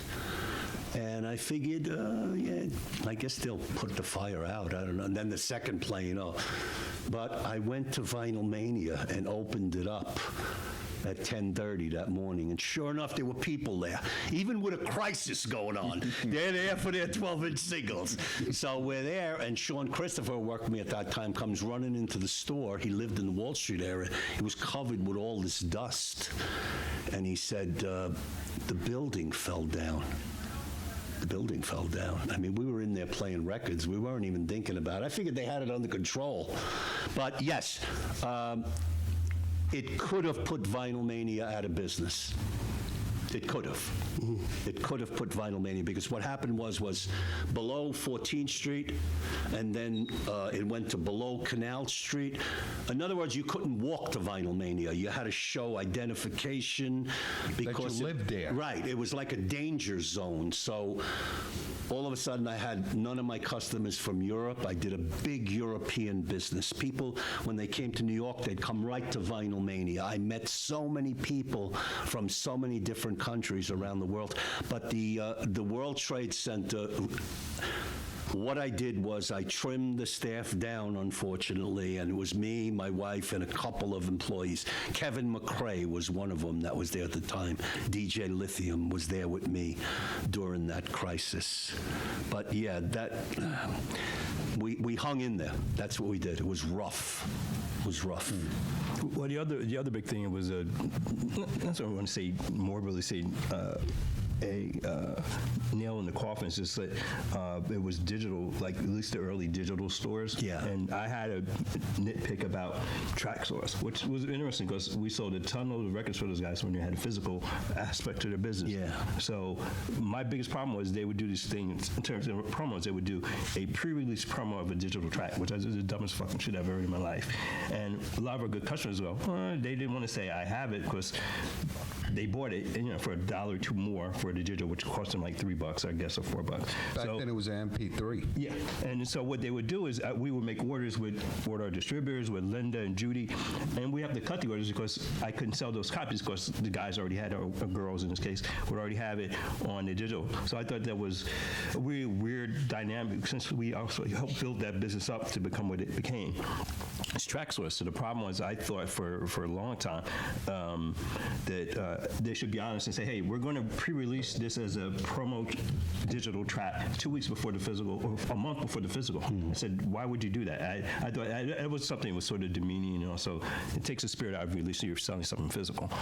Well, the thing is that even though the CD was in play then, I said to myself, VINYLMANIA, I better stick with the vinyl. I mean, that's what the name is about. And I invented the name. People always say, where'd you come up with the name? I don't. I just thought of it. I'd like to call it VINYLMANIA. You see now, a lot of people copy the name. I see there's a guy on Discogs. He calls himself DJ Frank VINYLMANIA something. I mean, I think he used to be a customer. Probably, German guy. Probably was a customer, right? So, I can't blame him for liking the name. But I invented the name in 1978 out of air, and it still stands today. I mean, people do.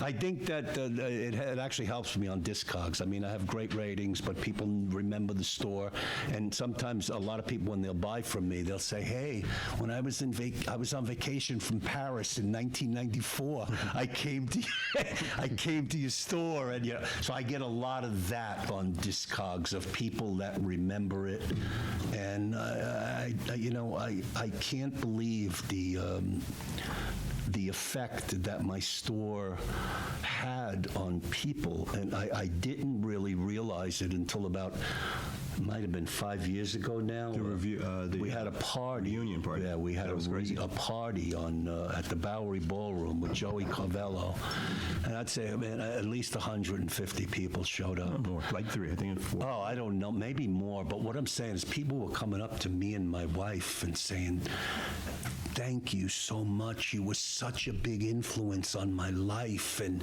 you picked the music out, or your guys told me, what to listen to and got me in this direction and whatever. And my wife and I were so affected by it that night. We were like, holy shit. And I was totally shocked when I heard we didn't even realize we were doing like, how this. could you not know that? We were selling records. I mean, I didn't know. But remember, I was seeing guys at this party who were now 45, 50 years old that I met when they were 17. So it was like so many people will tell me, Charlie, if it wasn't for you, I'd never have these records. And Charlie, by coming to your store, blah, blah, blah, blah, blah. Charlie, I met my wife. And all of these kind of things that when you're doing something like I was doing, I was just going to work. I didn't realize the effect. The impact. Yeah, the impact of look, music is the most important thing in the whole world. So to sell it to people and have them tell you this, it's mind-boggling. It really is. And it's one of the happiest things in my life to know that. Look, it's amazing that we're doing this here tonight about VINYLMANIA. I mean, it's obviously there's still interest in it, and there is. Okay, there's been other things. I mean, VINYLMANIA has been written about in 2 or 3 very influential books about the dance music. One of them, of course, is Love Saves the Day, which was a book about the Paradise Garage and the Loft. Of course, we were included. There's a book coming out this year from Richard Russell, who owns XL Records. He was an ex-employee. He wrote a book and does a very nice chapter about VINYLMANIA. It'll be out this year. If you get a chance, read it, because it shows you the world that this kid was living in as a 19-year-old working at this record store. I had no idea he was having such a unbelievable experience until I read this chapter in the book. So if you get a chance to check that out. The store had a number of things. We did a movie in there called The Pall Bearer with Gwyneth Paltrow. We rented the store out for a number of things, for television programs and commercials. The last thing I did was a Ray-Ban commercial with the guy from LCD Sound System. James Murphy. Yeah, the store always had a look that photographers and location managers liked. So I did a lot of that with the store, which kept it in the forefront. And where are we at? I mean, like I'm saying, I don't want to do all the talking. How about some audience participation? How about it? There we go. We got somebody with their hand up. Yes, sir. I remember the Prelude record you was the red promo. It was Rosetta Jefferson.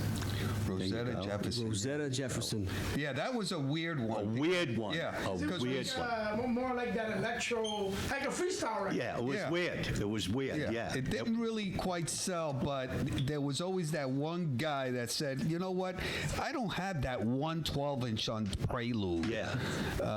So, Bill Brandon was another Bill one. Brandon, yeah. Brandon with that was Lorraine another Johnson. one. But I think Bill Brandon had another pressing on that, a European pressing. I didn't I have know a that. question for Charlie, or maybe Jose. Heartbeat, Tanya Gardner. Was there ever a red vinyl? Okay. Yes. There was a red vinyl, and in actuality, that's how I met Mel Sharon of West End. We put the red vinyl on the wire for $20 or $25. Yeah, I think it was like $25. And what we found out was, like I told you before, the record business can be ruthless. So there was a pressing plant in, I don't know, Philadelphia, and he was pressing Heartbeats, but on the side he was pressing a couple of hundred of red vinyl ones without letting anybody know. So it was actually like a bootleg of Heartbeat. And when Mel Sharon heard we had it, he came right down to VINYLMANIA. Let me see it. He was looking at it and whatever. I'll never forget it. Mel Sharon was very anti-promo. He hated it. Mel, you're not supposed to be selling these. Like, you're not supposed to be giving them out. Right? He was a character, Mel Sharon. Yeah. But that was the story with the red. Do you have one? No. Elbin doesn't have a red vinyl Heartbeat. What? Has everybody heard that here? Doesn't exist. Everybody has heard that here on YouTube. Elbin doesn't have a red vinyl. I came aware of it several years ago. No, it was a pressing that was illegal. That's what it was. Sort of a bootleg, really. It was really a bootleg. A little side loading. Yeah. Whatever. There I was worked with millions. people who used to do so. Yeah, so that's what the story is with that red, that. yeah. Yeah. More of a bootleg. Yeah. We have a And hand a lot up of those back there. promos, they have maintained their value. I remember probably the first record I got from The Wire was Izimbra, and that was an expensive record back then, and still, it's not cheap today. It's probably Izimbra, Talking Heads. I know, but David Byrne. how much did it go for on the wire? I don't know, $20. That was like a $20 record. Yeah. $25. That's one of the Look, ones I we got. could talk I think, promos here all night. We could the talk. Sylvester stuff, Save My Soul, and We have a and all. question. yeah. We have a question in the Sylvester back. stuff was always The man in the back. I wanted to ask, what's because you guys were speaking about. Come step up to the mic. Yes, step up to the microphone. Step up to the microphone. A couple of minutes ago, you guys were talking about some memories that you had of VINYLMANIA, some beautiful ones. So I wanted to ask you, Charlie, what is one of your fondest memories from the whole 30 years being in business? My fondest memories of being in the business. Well, I think I said a lot with telling you what customers felt about the place, and I'd really have to go with that, because I find it so interesting that people still want to hear about the store today. But I realize now that the store was part of dance music history. We were there in the beginning. We were in the right place at the right time, and just a combination of good vibes and whatever, I've led a very, very happy life. I mean, I loved what I did. Is that fun? Yeah. Yeah, that was it. No, I think my question was more of like, during those 30 years, was there like maybe a memory that you always look back to? One particular one. Which one? Yeah, something like during the time that VINYLMANIA was open, that you look back to that memory and you are always either like really blown away by it, or it's something that makes you just feel or a funny anecdote. Oh, yeah. Comes to your mind. Yeah, an odd one we had was, and why I liked it was it involved one of my parents, because remember when I told my parents I was going to leave the Board of Ed or whatever, and Raquel Welch, who was this really beautiful actress. Hollywood star. Yeah, Hollywood star. She made a 12-inch single. I don't know why, but she did. It was on Columbia. Yeah, and she said to the promoters, I want to promote this record at a store that knows what I'm doing. And the promoter said, you got to go to Charlie of VINYLMANIA. And she came, front page of the Daily News.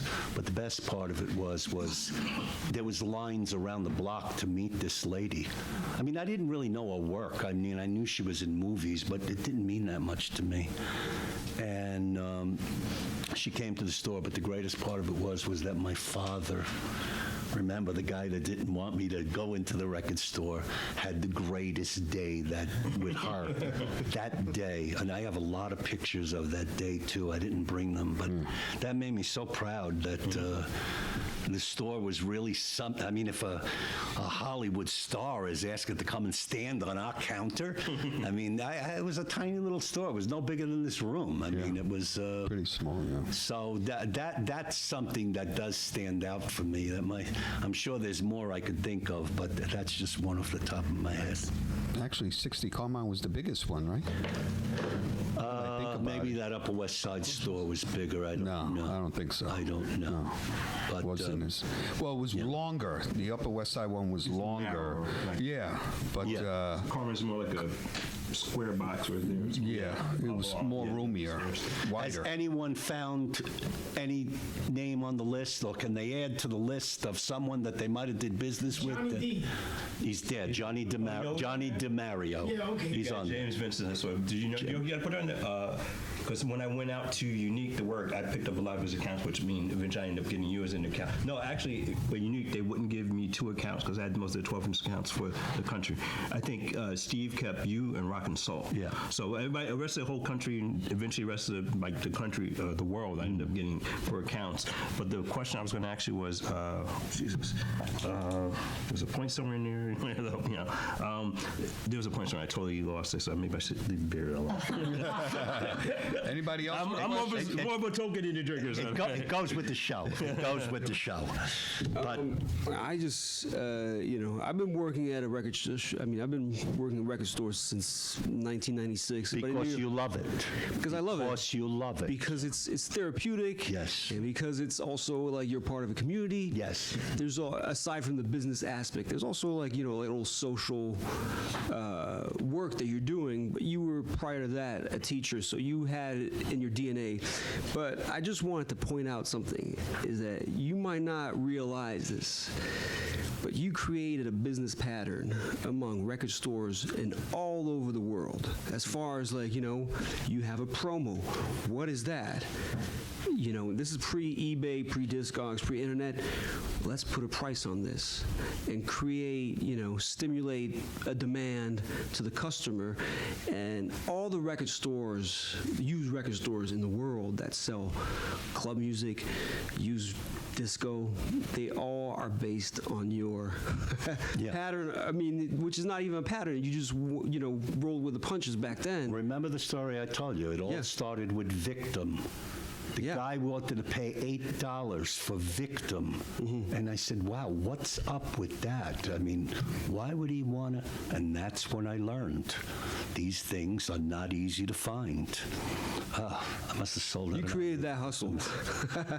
Yeah. I mean, in stores in Europe, in Japan, it's all based on that pattern. Yeah, no, I Are you aware of that? Yeah. I could easily say tens of thousands of people pass through my doors. Yeah. From all over the world. From all over the world. Other record store owners, collectors from all over the world. Like I said, I was fortunate to be there in the beginning. Okay. I mean, there were other stores that I think did more business than me. I think Rock and Soul did more business than me. They were selling exclusively new stuff. Right. No one ever did the promo thing. But like I'm saying, I kind of like put my balls on the line a little bit with that. But because of that guy in Brooklyn, I know he didn't have any problems with it, so why should I? Yeah. And I never had one problem in the 29 years I was opened with selling a promotional item. I was never threatened or called on the carpet for it, or I never had a problem with selling a promotional item in the 30 years. Never. So I was right. It wasn't illegal. They were putting that on there just to... What the basic thing about promos was that a record company would put out a promo and charge it back to the artist. In other words, we're doing this for you. And until we make this money back from giving out these 3,000 promos, that's when we'll start paying you. I mean, think of this. I mean, think about this. Tricky. It's tricky. I mean, it's kind of weird. I mean, you say to yourself, this is true, but it was true. And I knew about it. And I, like I said, I made a lot of people happy with those promos. A lot of people happy. So, what day did you decide that, I'm done with retail? Everything started happening, like, eBay and all, and I was paying. When I left VINYLMANIA, okay, I told you my first rent was $300. My last rent was $4,200. And when I told the guy I was going to close, he was a guy around my age. He says, Charlie, you really love what you do. Why don't you stay? I'll never raise the rent. Could I believe that? No. So I said, he most likely he's got kids. Right. Well, he owned a lot of property, and he really was a great landlord. So I did kind of put some belief in that and say, maybe we should stay here. But then I says, well, I'm still giving him $48,000 a year in rent. I mean, I could save that if I start selling records from home. But again, that's the last part of the story is all of those records that I saved, which he spoke about in the basement of 60 Carmine, plus 5 times that. All of a sudden, I had 250,000 records out in Coney Island in a warehouse. My brother-in-law owned the building. I didn't have to pay any rent. Elbin was there. Chino was there. People saw this. There was a zillion records there. From Europe. You had like people. I had all kinds of people. They will come from Japanese, they would come and people from Europe, people from all over the place would be coming to that warehouse. But unfortunately, with prices as they are with real estate, I mean, they ended up selling that building for a lot of money, and I had to get everything out of there. And where am I going to move 250,000 records? I mean, with prices today, I couldn't do it, so then I was out of the game. So I do it as like a little hobby now on Discogs. I'm entering my CD collection on Discogs, and I sell stuff on Discogs, but that's basically where it at. And I'm trying to keep up, the VINYLMANIA name and keep the name alive.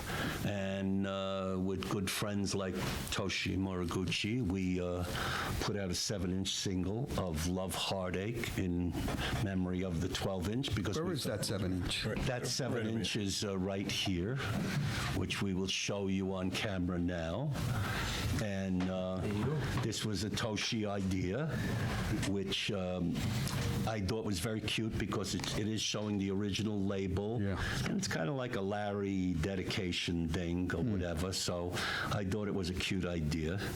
And in regards to that, which I thought would be a nice touch. Feels like a nice piece of vinyl. That's what we're going to do is give everybody a attendance tonight gets a free copy of Nice. the 7-inch single. You get a free copy, and even if you don't listen to it, you can put it on your you can pin it on your wall. You can do whatever you want with it. If you don't get a copy, I'll give you another take one of those.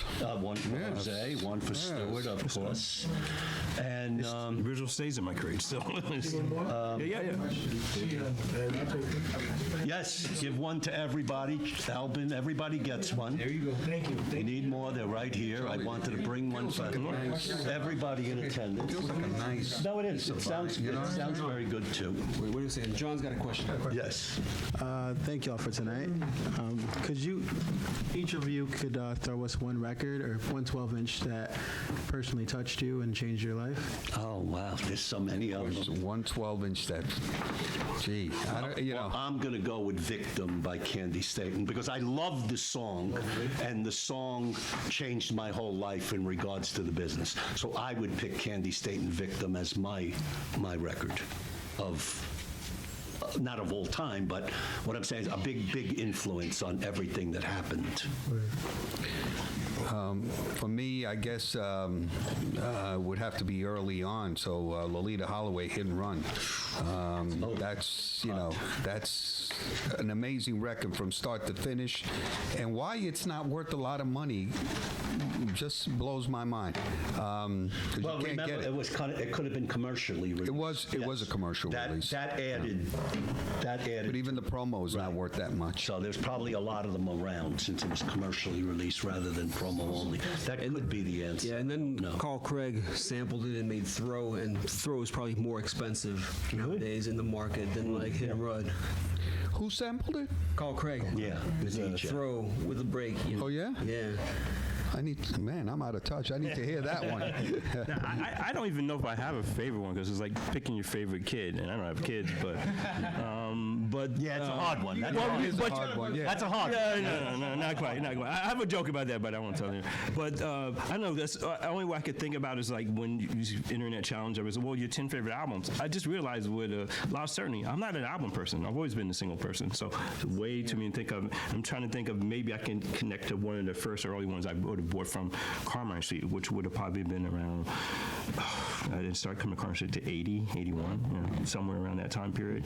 But it's connected to everything because at that point in time in New York, it was such a that post-disco sort of fusion of music and art and nightlife. It was just a magical time period, and I think a lot of times we talk about the context of the store in terms of disco, but to me, I always connect a lot of the store to that just being disco, which was there. It was very monumental in the whole sort of post-disco, pre-house, and it's just such a history to the store through the staff and through the owners. I know sometimes they're lost words, and sometimes it's weird because I see people. For example, we were talking about DJ Pookie, and for some reason, I guess he must have blanked out on my name. know him. And I saw him in A1, and he gave me a hug and a kiss, and it expressed how much the store meant to him. It's just somebody's coming stories 40 years. So what was your choice? I don't have a choice. That's what he was explaining. That's There's my no problem. choice. I don't know. Okay. It changes every day. What I was trying to say is that like you get the album challenge. I'm struggling to name 10 albums. I could name 100 singles and still not say this is the one. But it depends on the day, the mood, the environment. But I don't know. I'll come back to you before we get on that note, I want to say if you book Stewart for like a vinyl DJ gig, this is a big mind fuck for him because he will bring like 15 bags. I've gotten better. gotten better. I've gotten much better, but yeah, for sure, I've learned to cut it down to I've gotten better. I've gotten down. Yes. But Elbin might still. But I just want to say that right here. I want to call He Pookie back. mentioned the store. Yeah. He called me about it. But I just want to say something in regards to Stewart. Is that Stewart? I've learned so much from Stewart watching him DJ, and to this day, Stewart is one of your favorite DJ is Stewart officially. Let him still wait. I have a really off-topic kind of thing. I always like to hear about shenanigans. So, who wasn't allowed in the store and why? Shenanigans? Allowed in the store. No. The one thing I have. There's a lot of No, I got to. The one thing about owning the store is, and in selling music, like I said before, music is the most important thing in the whole world. We never had an incident in the store. Never an act of violence. Very, very few acts of thievery or trying to rob from us. Everyone that came to that store made it a more beautiful place, and it really taught me something about life.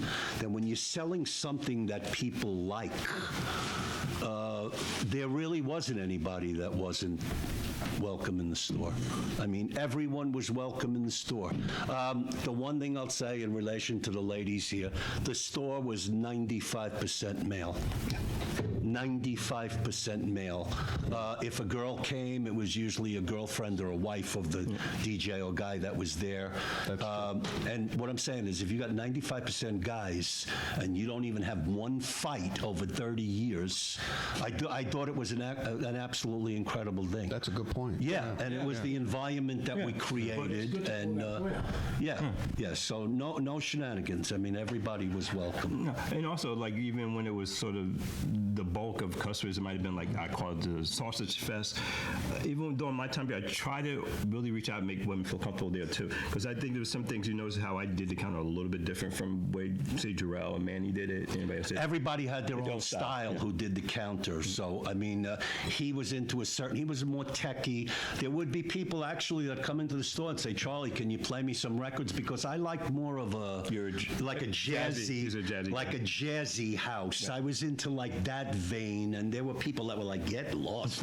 But, they would want something a little harder. So they had choices of people where, I want him to play, or I want him to play, or I want him to play. It was great. It was a great experience. That's a good question, though. Was there any kind of shenanigans? As a kid, also going to the store, it was a little intimidating because Manny would put the spotlight on you, and if you was looking for a record you heard on the radio from one of the top DJs playing or in the club,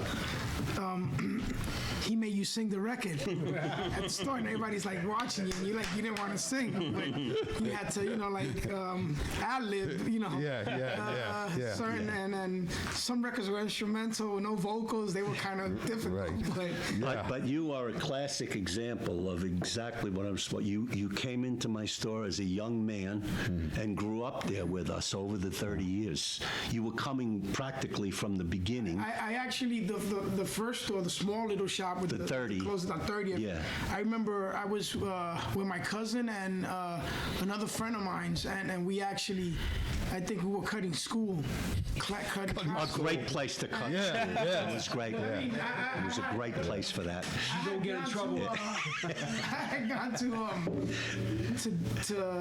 downstairs, and once I took the train downtown, I was like, oh, this is a different world. Yeah. But then I went further down. Yeah. We were cutting class, and I remember I think we were trying to get away from the paddy wagon, and we ended up in Vinyl just walking by, and we're like, whoa. And when I saw the records, I remember seeing, Sylvester, Sell My Soul, I think Walking on Thin Ice, and I got a habit of getting a lot of the stuff from the line. Yeah. Because and some of the stuff I didn't even know, but by reading the magazines, a Disco World, Dance music. Dance Music Yeah, Report, yeah. and I would see the names, and Izimbra Talking Head was another example. I didn't know The Rock very well, but I used to see that Izimbra Talking Heads in a lot of the playlists that you guys had in the magazines, and I'm like, wow, this must be. I'm just gonna take it. Right, And when yeah. I got home, and then Larry playing it, like Right. it was just. Yeah, but is that worth money now? Still, Zimbra 12 inch. Never came out commercial. Yes, yeah. It's like $45. Absolutely. $45 now. Absolutely. Yeah. But can I say something? Yes. $45. Just bouncing back, I'm just, bouncing to what Elbin was saying, the line records. You created that wall record, that wall piece. Yeah. It became a wall piece after that. Go ahead. Yeah, it was an idea that I came up with, and it was great. It was great.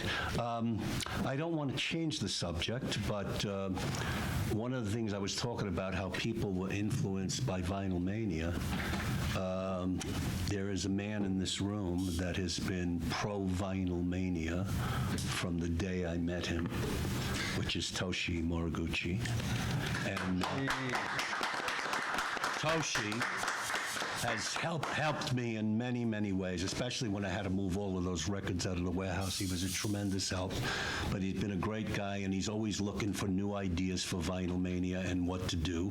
So I brought him something which I think you will all like, and I wanted to present it to him. Stand up, Toshi. I wanted to present it to him because since he thinks of VINYLMANIA all the time, I wanted him to have this VINYLMANIA clock so that he can have VINYLMANIA time whenever he wants.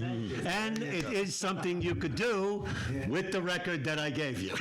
You could make it into a clock. So Nice. there you go. I just wanted to give that to him. I'll be playing. He could hang it here in the house and tell time. There you go. Actually, I have a question too. It's something you would always tell us. I don't even know if it works. I hope it does. You always tell us. It's the thought that counts. There you go. It's ticking.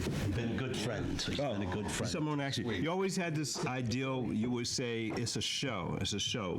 There's a way you could elaborate on that, because you always tell me how important it was for how we did the story. You always consider it a show. Yes. So what did you mean by that? What I meant by that was that we were presenting something to the public, and when the public came in, remember, I was frowning on playing the records yourself. I wanted you to get the people involved with you or whatever. So I always felt that when I got to the store in the morning, there was a gate you had to pull up, an iron gate, and when the gate went up, the show starts. So that's what we did, and we put on a show for people and made people very, very happy with our show. Well, I mean, they loved it. Almost like the curtain going up. Yeah. That was the gate. that was the gate. The gate was the curtain, Yeah. right? And the show is on. Yeah. So And it was a show. that's what we did. That's what we did. Whether you were in a good mood or not, like in talking all that jazz, that movie, the show must go on. Yeah. The store also, like on a Friday night at my store, come in, you could have a beer in there if you want or whatever. Man, on a Friday night, we'd have 30, 35 guys in there hanging out, making friends, talking records. It was a really, it's not here anymore. I know you guys work at A1 and a lot of you guys still go to record stores, but back in the 80s, going to a record store was like going to the movies or going to a show, or it was such a camaraderie for people. It was an incredible experience. It can't be duplicated now. No, and you said it. It's like people were interacting. Yeah, I don't think. I mean, like in the post 2007, it's a different way of selling records. Absolutely. People walk into the shop, and like you're behind the decks, and you're playing records. You're putting on a show. Yeah. But they're not going to interact with like the person on stage.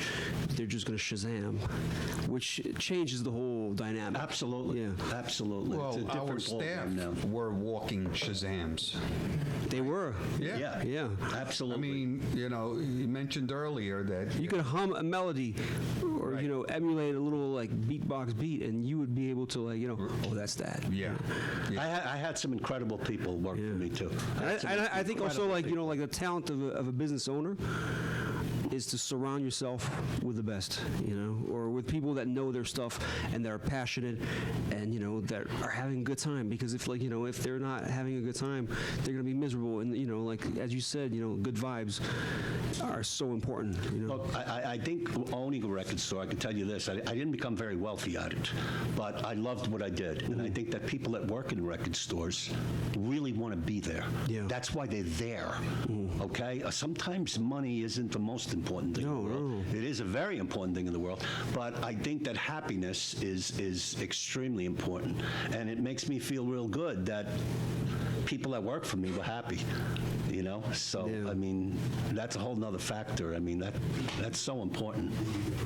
Yeah, and it's almost you want to have you want your staff to interact on their own, take initiatives on their own, where it's like, you know, if you step away, the show is still going on, you know. Yeah. And we also had staff that are no longer with us, who we remember till this day, right, Charlie? I mean, we talk about, you know, people like Vincent Gill. He was a great guy. Yeah, he was in the beginning. Yeah. You know. Vincent Gill was really a fun guy to be around. Of course, you know, Judy, you know, we missed them. We missed them, and I just wanted to just, you know, recognize their contributions to Vinyl Mania. Well, look, if anybody who sees the show and wants to comment on the show, you can contact me at info@vinylmania.com. I'd love to hear from old customers or people. And what I'd really like is that if there's anybody out there that has any photographs or remember, that's why there's not a lot of film footage of the Paradise Garage or whatever. It was a different world back then. It's not now where everybody's got a phone and they can take a picture. But if anybody's got anything interesting about the store, especially photographs, if you could get them to me, I'd love that. So be a big favor to me, and it would make me feel good especially if I saw something I haven't seen. Did I show you the photograph with? Remember the time we did the in-store with Lolita Holloway? I have a photograph with me. I don't have it. Lolita and Yvonne Turner. I don't have it. I'd love to see it. Okay. I'd love to see it. That wasn't in Vinyl Mania? That was in Vinyl Mania. Maybe- Oh yeah. maybe it was. It was in It the might be. Vinyl It might be. Mania, Charlie. I gotta look. I think it's in the back. Jose, who was him? This kid.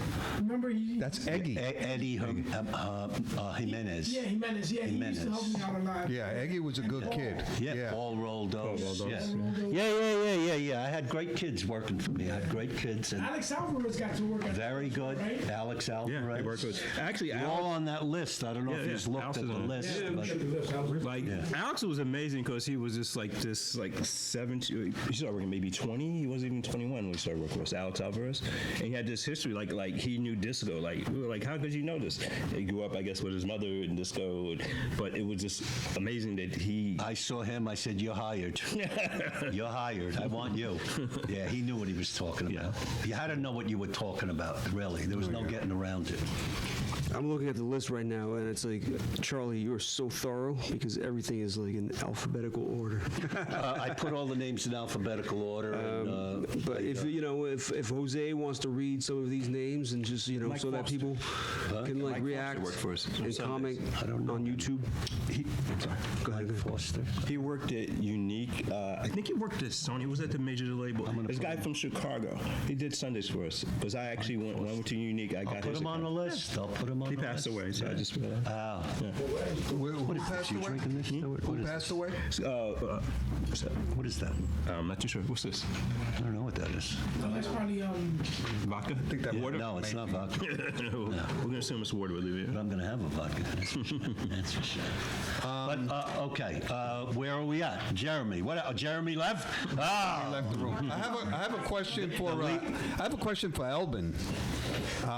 They asked us about our favorite 12-inch. There's a guy that I'm curious to hear. What was your favorite all-time 12-inch? So many. There's so That's a many. tough question, right? If I can't do it, I can't. That's a hard. It is. That's a hard question. To pick one. To pick one. It's almost. When he asked the question, I looked at Elbin. Elbin was like, "Oh shit!" Come on, Elbin. If you had to choose one, which one was it? You had to save one 12-inch. The house is on fire. Which one is it? Say something. Yeah. This is yours, right? Yes. Maybe Side Effect always did. Yeah. Yeah, that was something else. I think. That was something else, really. It's just hard. It's probably worth a lot of money now. I'm sure it is. It always, those fantasy with those jackets, those promo jackets, they were always hard. Yeah. I mean, they were always. Oh, I could talk promos all day. Do you have one, Charlie? Always. I don't have a 12-inch collection anymore. Oh. I don't. No. You kept 12s even today, downstairs. You had your own personal 12. I had my own. You had a side effects in your They bed. try to cut Absolutely. I remember. Yeah. Even the acetates, which you could only play about 8 times. Right. And the guys, they go crazy bidding on eBay or this guy. On an acetate, that's all, yeah. The last I time. guess it's just more for nostalgical reasons. right. You know. Yeah. The last time I played records was with Toshi on the Daily Sessions. We did a show for about a year out at the warehouse in Coney Island. So we would do a 2-hour show once a week. We did it for about a year. And then I played records with Ace, House Nation, over on in the East Village. He has the sign. Then I got rid of my 12-inch. Oh, he's got the Vinyl Mania sign? Yeah, actually, and it's funny because when the store closed, I passed by and I saw the sign, and I guess we had the same idea, but he beat me to it. Yeah. And he went, got on the ladder, asked the guys, and That's a great took the thing. sign. My question to Charlie is, what happened to that neon Vinyl Mania thing? Who knows? That you had in the window. Got broke. Who knows? I don't know. That would have been worth it. Yeah. So I didn't take care of things there and broke some things. Let's end on a certain note here. We don't want to just fade out, but Right. I want to thank everybody who's here tonight for coming. I hope that this will be some kind of YouTube success and people keeping or being interested in what we spoke about here tonight. All right, well, Charlie, thank you for coming. Jose, thanks for being here. Stewart, thanks for being here. Jeremie, you were great. Toshi, and this is, this is a beginning of a conversation that we want to document, with friends and people that were part of the history and curious minds from the newest generation. So, again, thanks for hosting. Thanks for asking me. Yeah. thanks for having us. Thanks for having us. Appreciate it. Okay. All right. So when can I see it? Tomorrow?